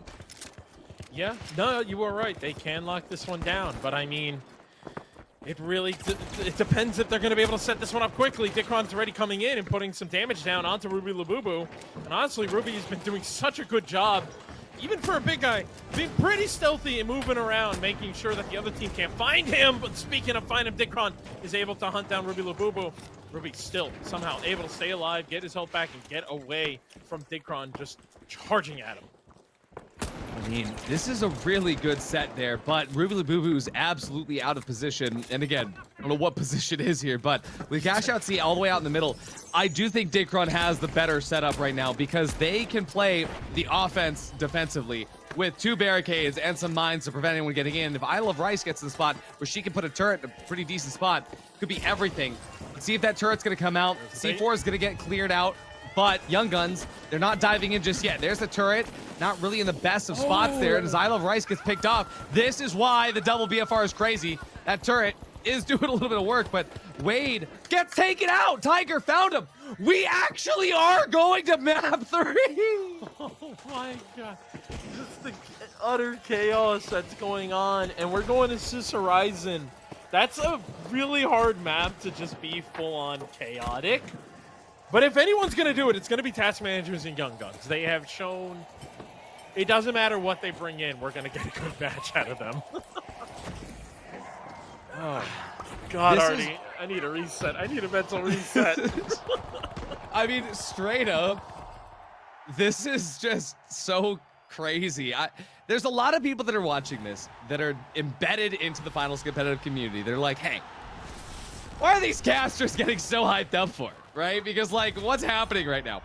And that's the thing, is that for the vast majority of the finals community that watch the esports side of things, they don't know what to expect other than, okay, teams are going to be running some meta stuff. Teams are going to be playing meta. We know how, SSG and Envy play. We know how Team Secret plays. We know how Alliance plays, like all these things. But when you get to these teams, Young Guns and Task Managers, who are near the same level as the Titans who have their own bundles in the store, right? What do you do? And especially for the people that are watching at home that want to compete in the finals, that say to themselves, like, but I don't have the same aim as Lamp, or I don't have the same ability to clutch like Uni, or I don't have the presence that Busy has, right? How do I do this? Look at this. Every single team here is running something completely crazy, and there's not even one anchor. All these teams are just going at it. And my job as a caster is to break down like macro plays and how they're setting up. But with the finals, a dynamism shooter like this, sometimes you get matches like this where there is no macro that's being played. It's just, No. Is this guy in charge at slam range? Is this guy emoting before the last guy is killed? Randomized. How do we even break this down? I mean, before we even break this down, I also just want to remind people, even though this is match B, even though this is 5 through 8, right, from Wednesday to now, this is the upper 2 of match B. The 2 teams that actually play, constructive and, everything you were saying earlier, they're in the lower match. These are the 2 that came in guns a-blazing, hammers a-swinging, and proving that anything can happen in the finals. There's nothing we can do to break this down, folks, because usually as casters, when we break down the macros, it's because it's stuff that we studied. It's stuff that we've seen being used over and over again to get a really good idea on how these players handle it. And then you 100%. Get this where people go, oh, well, figure this one out. Figure this one out. We got Digcron running the winch, which I never expected. I Love Rice is on DMAT. No turn here. We're actually locking in on this. This is the most normal setup I've seen. And what is Young Guns doing? The same thing. We're HML. Also just full lock in. HML. Wait. What is this? Why are we playing meta? What's happening? I have to talk about the finals normally now? Come on! Oh, man. We were loving the off meta. This is not the map 3 right now. No, this is it. This is a lock-in. This is the lock-in. All right, Artie. It's time we lock in as well. Young Guns, unfortunately, as we lock in, Pure is taken out. Tiger looking to play his life. Ruby Labubu is doing a good job staying right near Tiger. But when you got the rest of them coming in, ooh, the wenches missed. And just like that, Ruby Labubu, as well as Tiger, are taking out. And it's going... it's going to be a normal match, I would say, Artie. I mean, that winch claw missing, just going through the window, kind of like a bad 3D movie effect. It would just kind of set the stage for what we're going to see here.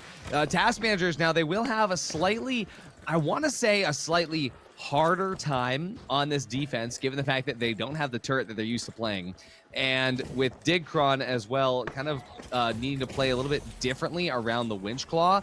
I'm not sure if the DMAT was the right approach here. Young Guns technically have the better setup coming into this, but off of a little bit of a botched entry, a lot of damage has gone underway that Tiger is not going to be able to heal through, and this Tiger is taking the brunt of the damage. He does escape out the sideline. Really good potential out here. Now, Dicron does get healed up to that H+ infuser. Young Guns, though, the damage, both these teams walking away, licking their wounds here. Dicron will be able to clear out the pad, and that's going to take some extra setup time away. But Task Managers, they're still up on height. Young Guns trade this out to the bottom, but this might be a different approach here as Young Guns start the steal. Task Managers, they're diving in right now, Randomize. Here we go. As Dicron looking to take out Ruby Labubu. Ruby had to back down, but Dicron getting spotted out in the open there. It gets the shield down in time. And you see Isle of Rice trying her best to keep him alive. But as I'm saying, that Tiger playing for his life, he's out of here. Isle of Rice is taken down. Dicron is also taken down. And just like that, Task Manager is taken out completely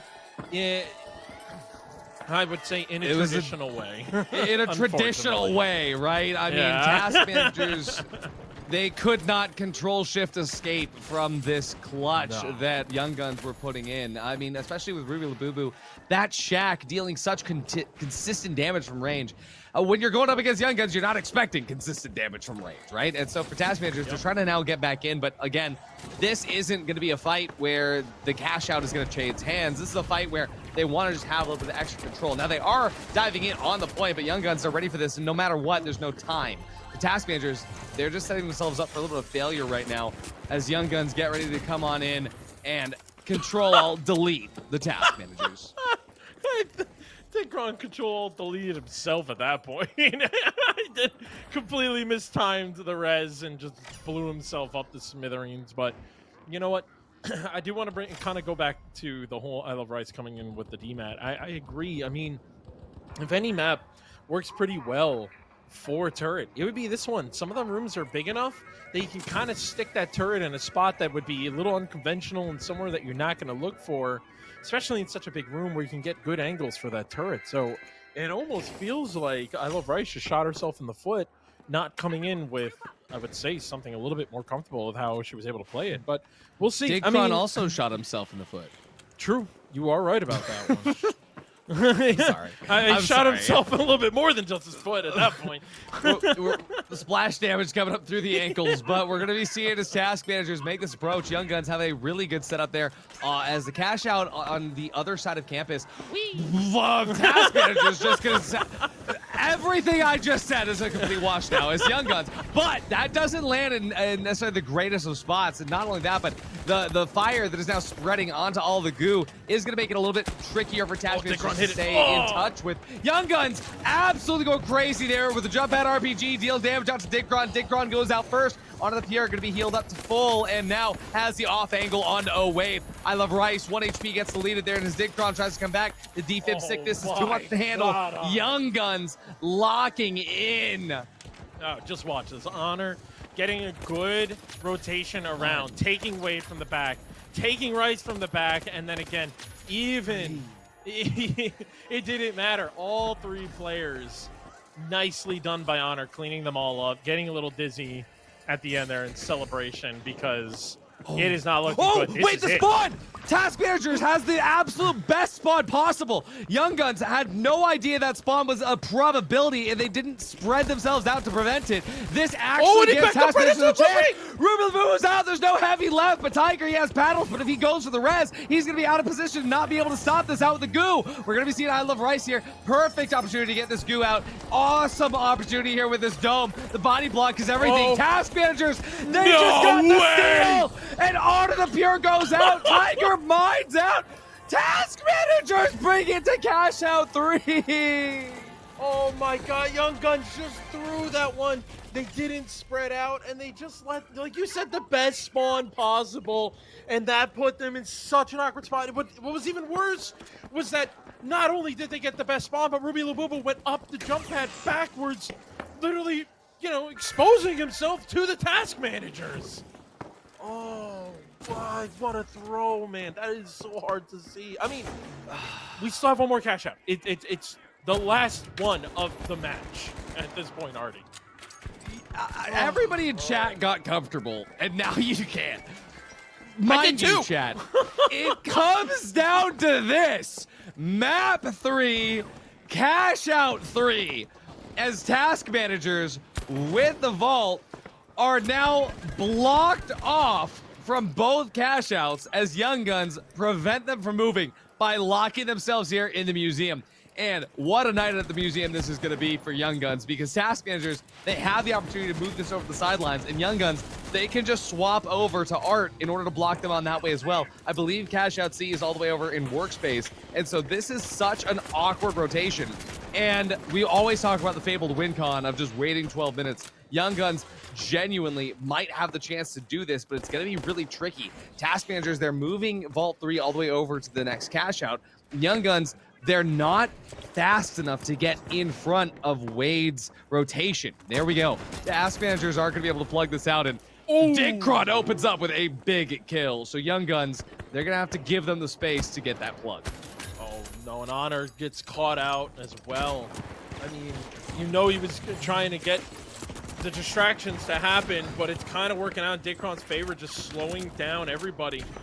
Oh, I didn't even realize that Wade's down, so it's just I Love Rice. And she's in a really awkward position. She's got Ruby Labubu coming in. She's trying to rotate back towards the box, but you have pretty much everybody from Young Gun chasing her down. She's just trying to stay alive for a few more seconds. 3 seconds for Wade to coin in. It looks like they gave up on her. They're going to try to move this cash out. That's going to allow Wade to spawn back in, and Dickron will be back up in 5 as well.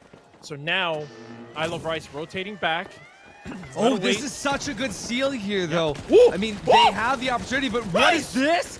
The drop through. I Love Rice, though, out of position because of it. Young Guns having a really good opportunity for this. Now, they're setting up on top, but there's no way this drops there. Digcron coming out from the sideline. He has such a long walk back there. Oh, Wade, I thought had the opportunity to get the trophy, but did not. Got caught out the staircase. Digcron taking those shots, exposes his own location. Young Guns, all 3 are set up. They can block these trophies, so they're going to know exactly when I Love Rice coins back in. Oh, Wade is not in a space where he's going to be able to get res easily, so they have to wait for this to burn out. By the time Wade comes back in, there will be less than 30 seconds on this cash out to make a move. And for task managers, they only have 1 shot at closing this out. Yeah, this is not going to be easy at all. Digron, he's the closest currently. I Love Rice as well. Down low. They're going to look to probably try to drop this cash out and then get their hands on it. They do spot. Oh, here it is. Wait, okay, the they're pad up up to the top there. RPG not going to go out. The Witch misses on both. He gets a chair. I Love Rice gets the shots out, but nobody's able to stop. Wait. Yes, the stop happens, but it's a trade. Art of the Pure, 1-1 versus Digron. Digron has enough time. It doesn't have enough time. Digron gets a kill. That's it. Time. Young Guns, clutch of the century. Absolutely insane. Task managers nearly breaking it out, and it's the end of Group B, and my throat's already gone because I have no idea how we got to this point. But straight up aggression out there from Young Guns at the very end is Honor the Pure. 9 kills to lock it in as both teams completely surprised everybody by doing the most off-meta thing they could do and play the meta. Yeah, yeah, no, for real though. But honestly, I was so scared at the end there when Young Guns were kind of, messing around. They should have been able to close this one out.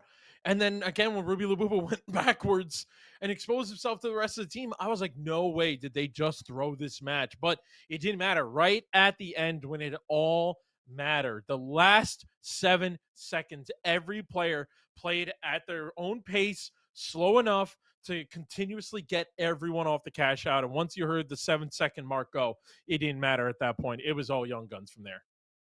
Absolutely. I mean, I just got to say, absolute cinema through and through here for Group B. We said we had no idea what was going to happen. We had no idea that was going to happen. So crazy stuff. And there's so much that we could talk about it. And genuinely, I have never been more inspired to play literally anything than coming off of that. I got to say, though, a huge shout out to everybody for all the love on Twitch. Thank you so much for starting that hype train. Thank you so much. And as a big reminder, every single sub, bit, and donation goes straight into the prize pool that these players are currently fighting over. So thank you guys so much for that support. And a huge shout out to our biggest supporter, Broxton, aka Crash, the VIA PR chief officer himself. Actually made a guest appearance on the EU stream the other day as a caster, and genuinely so much can be said about his casting. I mean, Broxton surprised me with how verbose he was able to get about all these teams. I mean, hey, when you're putting up a lot of money for the prize pool, you're going to care about how these teams are playing Yep. to fight over it. So a huge shout out to Crash for always being here and being the biggest supporter of the finals esports scene. We love you. And chat, we love you guys as well. Now, honestly, I have no idea how to close out anything that has been said up to this point, other than that was a certified Ruby Laboo moment as Young Guns get the first place in Group B. But chat, don't go anywhere because we have an even more explosive Group C coming at you right after this break.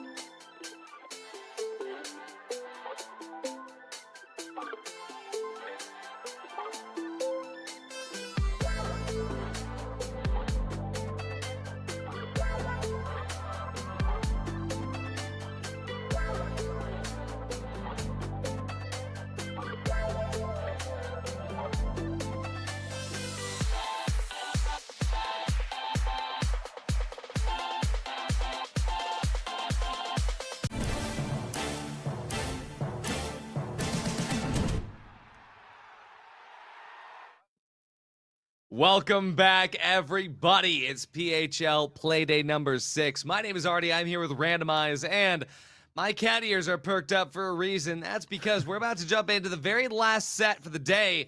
And a little bit of a surprise here, a little bit of a curveball is that, well, there is not going to be a cash out for this. We're just be jumping straight into the final round, 3v3 versus Envy and Pulsar Blue. And the reason for that is because of the point system. Now, we're not going to get into that too much, but Randomize, you have the maps ready to go, and it's Sis Horizon, Bernal, and Las Vegas. Yeah, I'm actually generally not surprised. Envy plays really well in Bernal, so being their only map pick that they had, it doesn't surprise me to be there. Sis Horizon, though, being our first map instead of later on, that's I think that is a good map for both Pulsar and Envy to kind of create that staple of what we are going to expect going into this match. I mean, the fact that we are in the match C, which is the lowest amount of points you can get going into this one, and we have Pulsar and Envy down here. Artie, if you asked me at the beginning of the season who would be in the match C match of the last week, these two were not on my bingo card.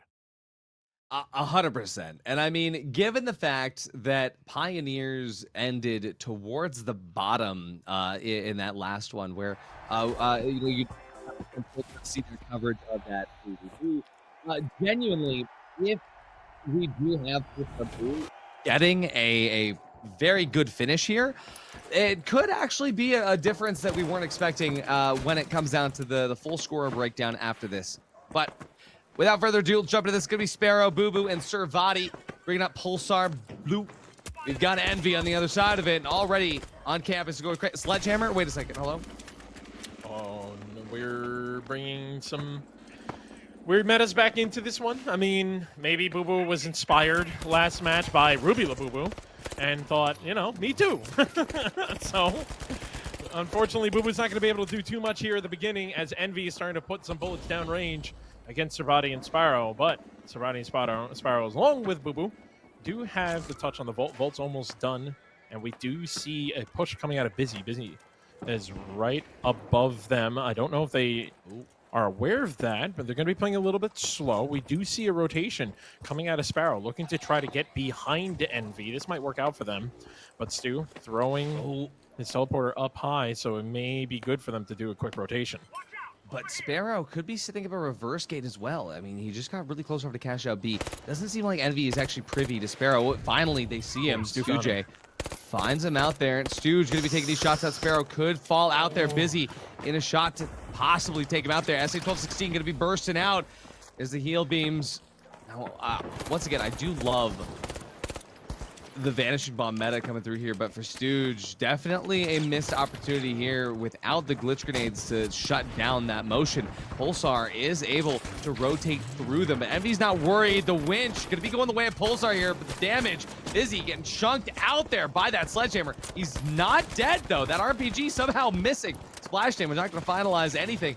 Every single player is still alive. Not a single kill has come to fruition just yet. Envy, they swap down to the bottom in order to make sure they can get Busy healed all the way back up. Pulsar Blue up at the top.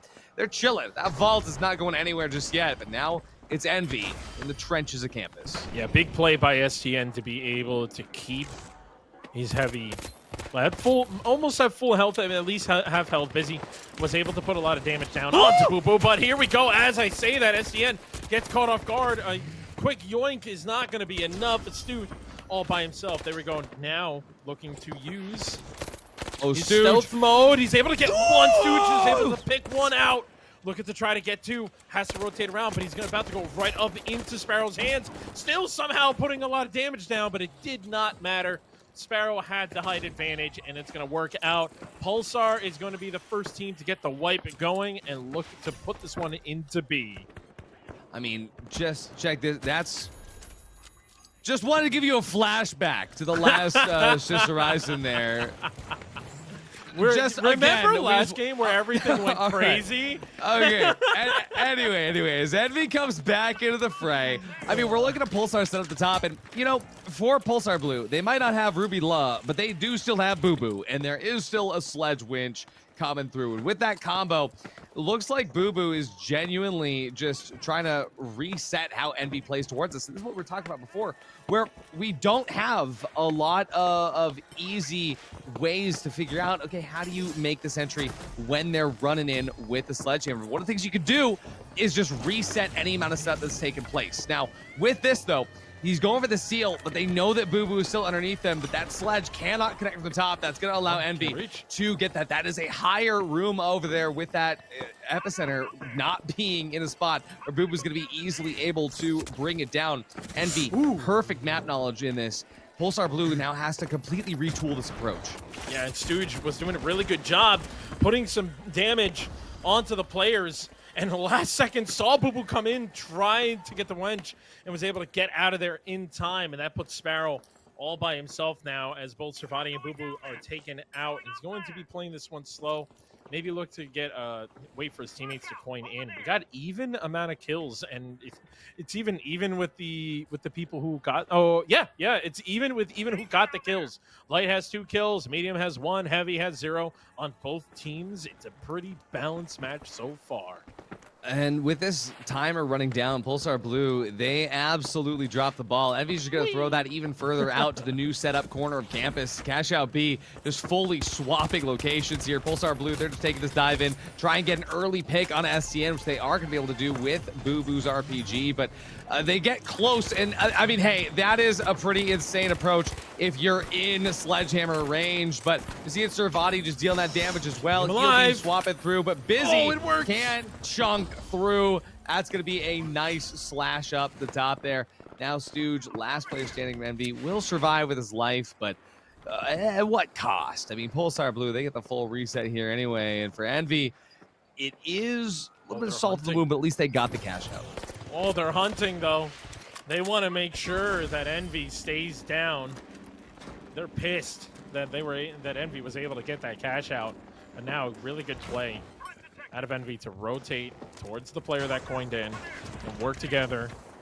And because of that, Boo Boo is already pushed pretty far out to go for the vault. That's going to leave Servati and Sparrow by themselves, but still working out pretty dang well. Servati and Sparrow are able to stop anyone from making the push. You see Sparrow is ready for anyone to come from the rooftops. But Envy has 2 players down a little bit lower, so we might see 2 different rotations come in for this fight.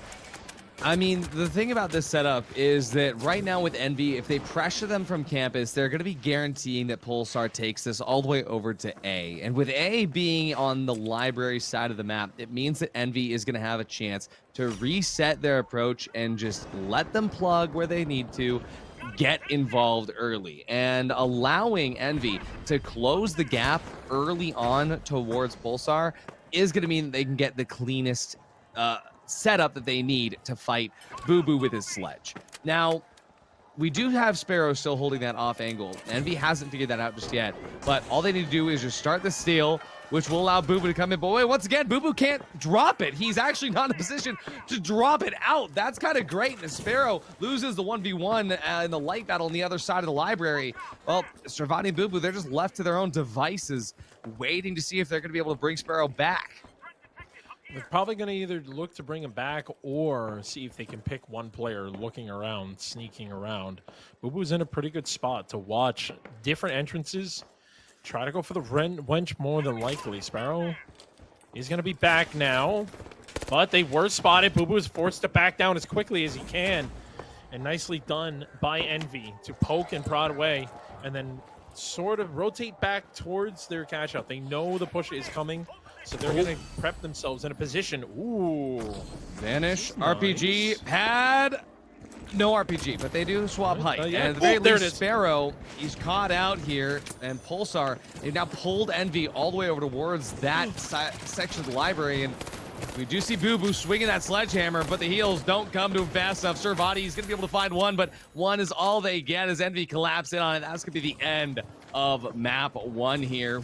Look at this replay. I mean, just absolutely perfect shots there. Perfect pacing from Stooge. And I mean, Busy has balls to be able to jump in up against a sledgehammer winch. You love to see it. And as close as those fights were, Pulsar starting to cash out both times seems like a calculated move by Envy.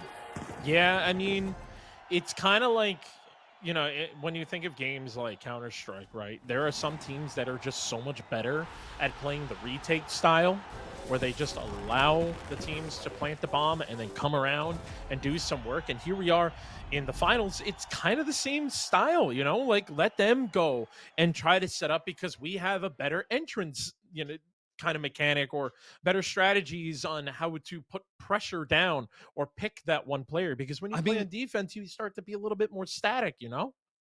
absolutely. But not only that, but every single place that Envy was able to manipulate the cash out into when they pulled the first cash out over to the side and on campus, they set it into an area where Boo Boo's not going to be able to jump and right click and bring it down. That showed that they kind of know exactly what they need to do to just keep things under control. Yeah. Then at the same time, over at the library, when they winched it towards the edge over on the fire escape, I thought that there would have been enough space for Boo Boo to get into position to get that right click and drop it. But clearly, I was missing something because he wasn't able to do that. And I think that for Pulsar, they also were under the presumption that wherever it went on this side of the map, they should be able to play the drop, right? And granted, I don't think that they knew that they were not going to have that opportunity to not drop it, but they didn't even consider that as a possibility. There Yeah. was no plan in place to have a backup, and they had a lot of time to have Sparrow move into position to get a gateway over to the other side and have a gateway flip so they could flip up height. They had an opportunity to get behind them, but genuinely, there was no backup plan. It seemed that Pulsar Blue was really playing reactively, which is not very common when you're the team that actually wins both vault fights and then gets the plug. So it's a very interesting dynamic that we've got going on here. But now that we're on Bernal, I would be remiss if Boo Boo was still carrying the sledge with him. But Sparrow opting for the medium DMAT here. Oh, you're right. Sparrow does come in with the DMAT. Now, there's one thing I do want to point out. We have to remember that that last map pick was Pulsar's map pick. We are on Envy's pick here on Bernal. And now you're pretty much in Envy's hometown because they really do like picking this map whenever they get the opportunity. Ooh, the wench comes in, but Sparrow was able to get the grenade down fast enough to not have to get pulled all the way in, but Sparrow still gets eliminated. And now the rest of Pulsar Blue is all in awkward positions. Boo Boo did try to grab his teammate's trophy, but it didn't work out at all. Nothing worked out at all for Pulsar there. I mean, for Envy, they just sort of lock in and play this like a ranked game, especially given the fact that on Bernal, yeah, if you find yourself close up and personal, that sledgehammer really can make a difference, especially if you give the team enough time to start just crunching out the map and chopping down the buildings. But when it comes down to it, for Envy, they just need to get early damage onto one of the other players, and they're fine. And right now, though, the opposite is true. STN gets the early damage, immediately healed up by Stujay. Now, for Pulsar Blue, they need to enter before that heal is going to be back online. But while they get inside this building, they're going to be taking a bunch of damage themselves. And Boo Boo is not going to be able to be healed up. Servati has heal being available, but at the same time, we don't even put ourselves in a position to use it. Instead, healing off the Blueberry. Now, they drop it down to the bottom. They are going to plug the hole with a little bit of goo here. And for Envy, they might not be able to come in time. Sparrow has an off angle. This is a good steal from Pulsar. This is what they needed. They're actually forcing this into the tightest chambers they can. A nice winch, but it's not going to connect where it needs to. Vizzy finalizes the shots on the Sparrow. Unfortunately for Boo Boo, he's going to get gooed off before he can deal damage, but Vizzy gets chopped away. Boo Boo, 1 HP in a dream, but he gets stuck on the ledge, can't run out the side as Stooge chases him down. Envy going to be able to flip this cash out back into their possession. And, well, Pulsar Blue has one more run-up randomized. Yeah, I mean, they have a little bit less than a minute to go for this one. They will be spawning in 10 seconds, so that's going to be putting them in about a 40-second to 30-second push. It really depends on what spawn they're going to get. Stu, you could see moving pretty far out, forcing a different spawn. I mean, when you pick the map, you know exactly what the spawns are going to be like. And here we go. You need to get that jump pad going. And it's, I believe that Stu, that it's up there, knew exactly where they were coming from. And now already we see Pulsar Blue a little bit on the scramble. Oh, Stooge with the fakie on the vanish as well. Vadi can't keep up. Sparrow with the pike in hand. Gonna try to pop out the backside of the map there, but with no time left to go towards that cash out. Pulsar Blue, they're gonna accept their fates here. And Sparrow emotes a little bit of aura. Not sure how you do the cameras there, Sparrow, but I'm gonna allow it. Sparrow gets chopped out, and that's gonna be Envy bringing us in one cash out away from sending us home early. Yeah, I mean, Envy did do a speed run before. I think they're trying to get a better PB in their speed run. Cheated a little bit. There's a little bit more of a tournament they had when they did their speed run. So, I guess we're doing segmented runs now. But Envy doing a really good job, just constantly putting Pulsar Blue in awkward positions. It's kind of hard, honestly. I don't ever see Bernal being a sledgehammer map. It is such a long range map, so to have your heavy player just pretty much be obsolete for majority of the fights, not going to be easy for Pulsar to do anything here. We'll see what's going to happen now. I mean, Envy, they're in the driver's seat. Vault not tapped whatsoever. Once again, we do have Sparrow trying to find that off angle, but again, Sparrow's not on light anymore. He's on medium, and with this double medium approach, it doesn't seem like Pulsar really has any strats in the bank with how to approach this. Both teams really just approaching this like just a ranked match. You're in a final round, just chilling. Sparrow, not really chilling 1 HP there, but busy. Trying to find those shots. STN2K that finalizes them. STN grabbing a second. Is he going to find the third? He finds the third. STN2K. He's just clean with it. Envy going to be able to tap this vault, bring it wherever they want to go. Looks like they might want to bring it over to B. But again, Pulsar Blue, their approach is messy here. They have no real way to, get Boo Boo into an easy spot to utilize the sledge winch combo without a gateway. And Sparrow, he's not putting himself in a good position to use the pike effectively. It's just a mess.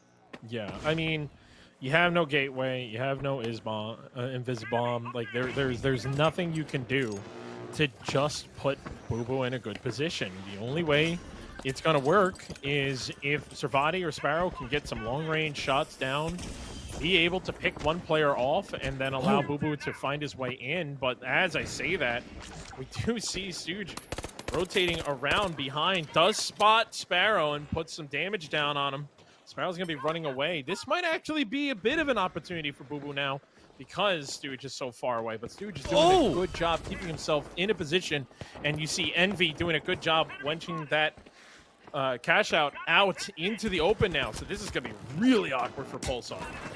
Yeah, this is great. I mean, Servati is the only thing keeping Boo Boo alive right now. And Sparrow was trying to find that off angle to utilize the pike effectively, but that's why Stu was hunting him, to make sure that, hey, if Busy is going to be up on the top, making sure that BFR do work, you got to support him the best way possible. Here we go. We do have the absolute insanity. STN2K goes down as Boo Boo is slamming his hammer all over the place, but Sparrow is now the last player standing, and Envy's going to be able to get a clean res, and this is Sparrow on that off angle of the pike, but Servati and Boo Boo, they weren't setting themselves up to be able to use it. Envy throwing the cash out all across the map means that any setup that they do have is not going to be utilized. And as that timer ticks down, it is crucial that Sparrow stays alive and allows Vadi and Boo Boo to coin back in.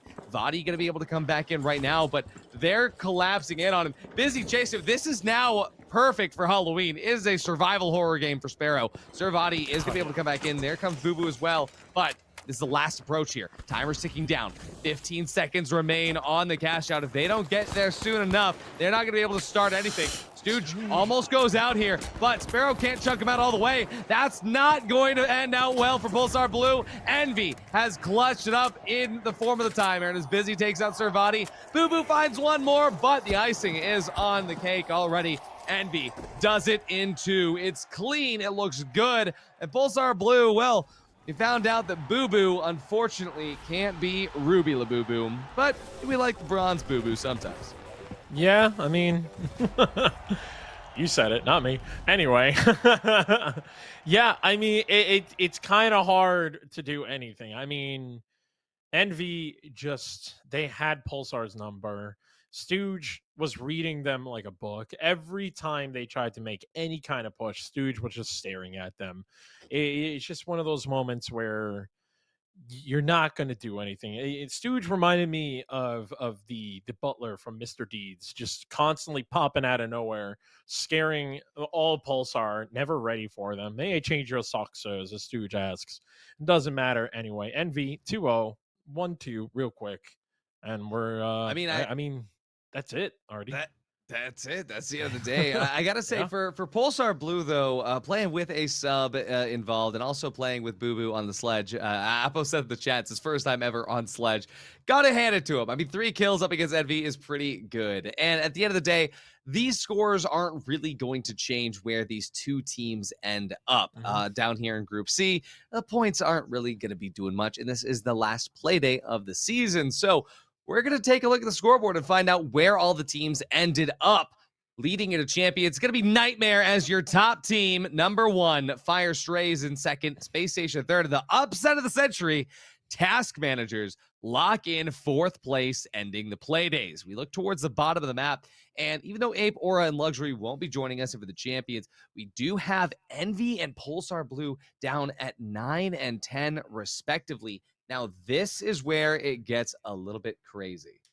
Yeah, I mean, they're gonna have to be playing through like a last chance to be able to continue on Oh, through everything. But there never we go. Now we mind. have I our was point. gonna say there's Pulsar Blue all the way down into 10th place. Envy still, it was. We talked about it earlier, Artie. We were talking with the production, and there was basically saying that Envy will probably walk away in 6. So for them to get 5th place, not bad. But anyway, Task Managers, can we just talk about them being able to jump up into 4th place like that? And just they played well today. I mean, I couldn't be more happy to see Task Managers up in that 4th seed. Yeah, 100%. And yeah, granted, yeah, it did jump scare me a bit to see Envy down there. So Envy up in 5th place, okay, that makes sense now. But yeah, Pioneers and Pulsar in the scary spots right now. Diminishing Yep. Team Kiri locking in 7th and 8th as well. Looks pretty good. Now there will be a last chance play-in to finalize the teams towards the bottom of your screen. But look at the top 6 there: Nightmare, Fire Stray, Space Station, Task Managers, Envy, and Young Guns. They are sitting pretty and chilling up until we get into the grand finals, the champions of NA. And make sure, gamers, you mark your calendars because we have a separate NA champions and a separate EU champions when it comes to finalizing who's going to be the best in the world. We're saving that one for the Grand Major, but it's going to be November 8th and November 9th to get your regional championship. So mark your calendars. There will be a last chance qualifier happening just before that as well. So stay tuned for all that information. But Randomize, it has been phenomenal to be here Yeah. on the desk with you. It has been an insane way to end out the season. Yeah, I mean, putting us together on the desk for the first time, and then we got that chaos to close out the show. I mean, couldn't ask for 2 people to be on the desk than us to handle that because I'd feel so bad if anyone else had to handle it.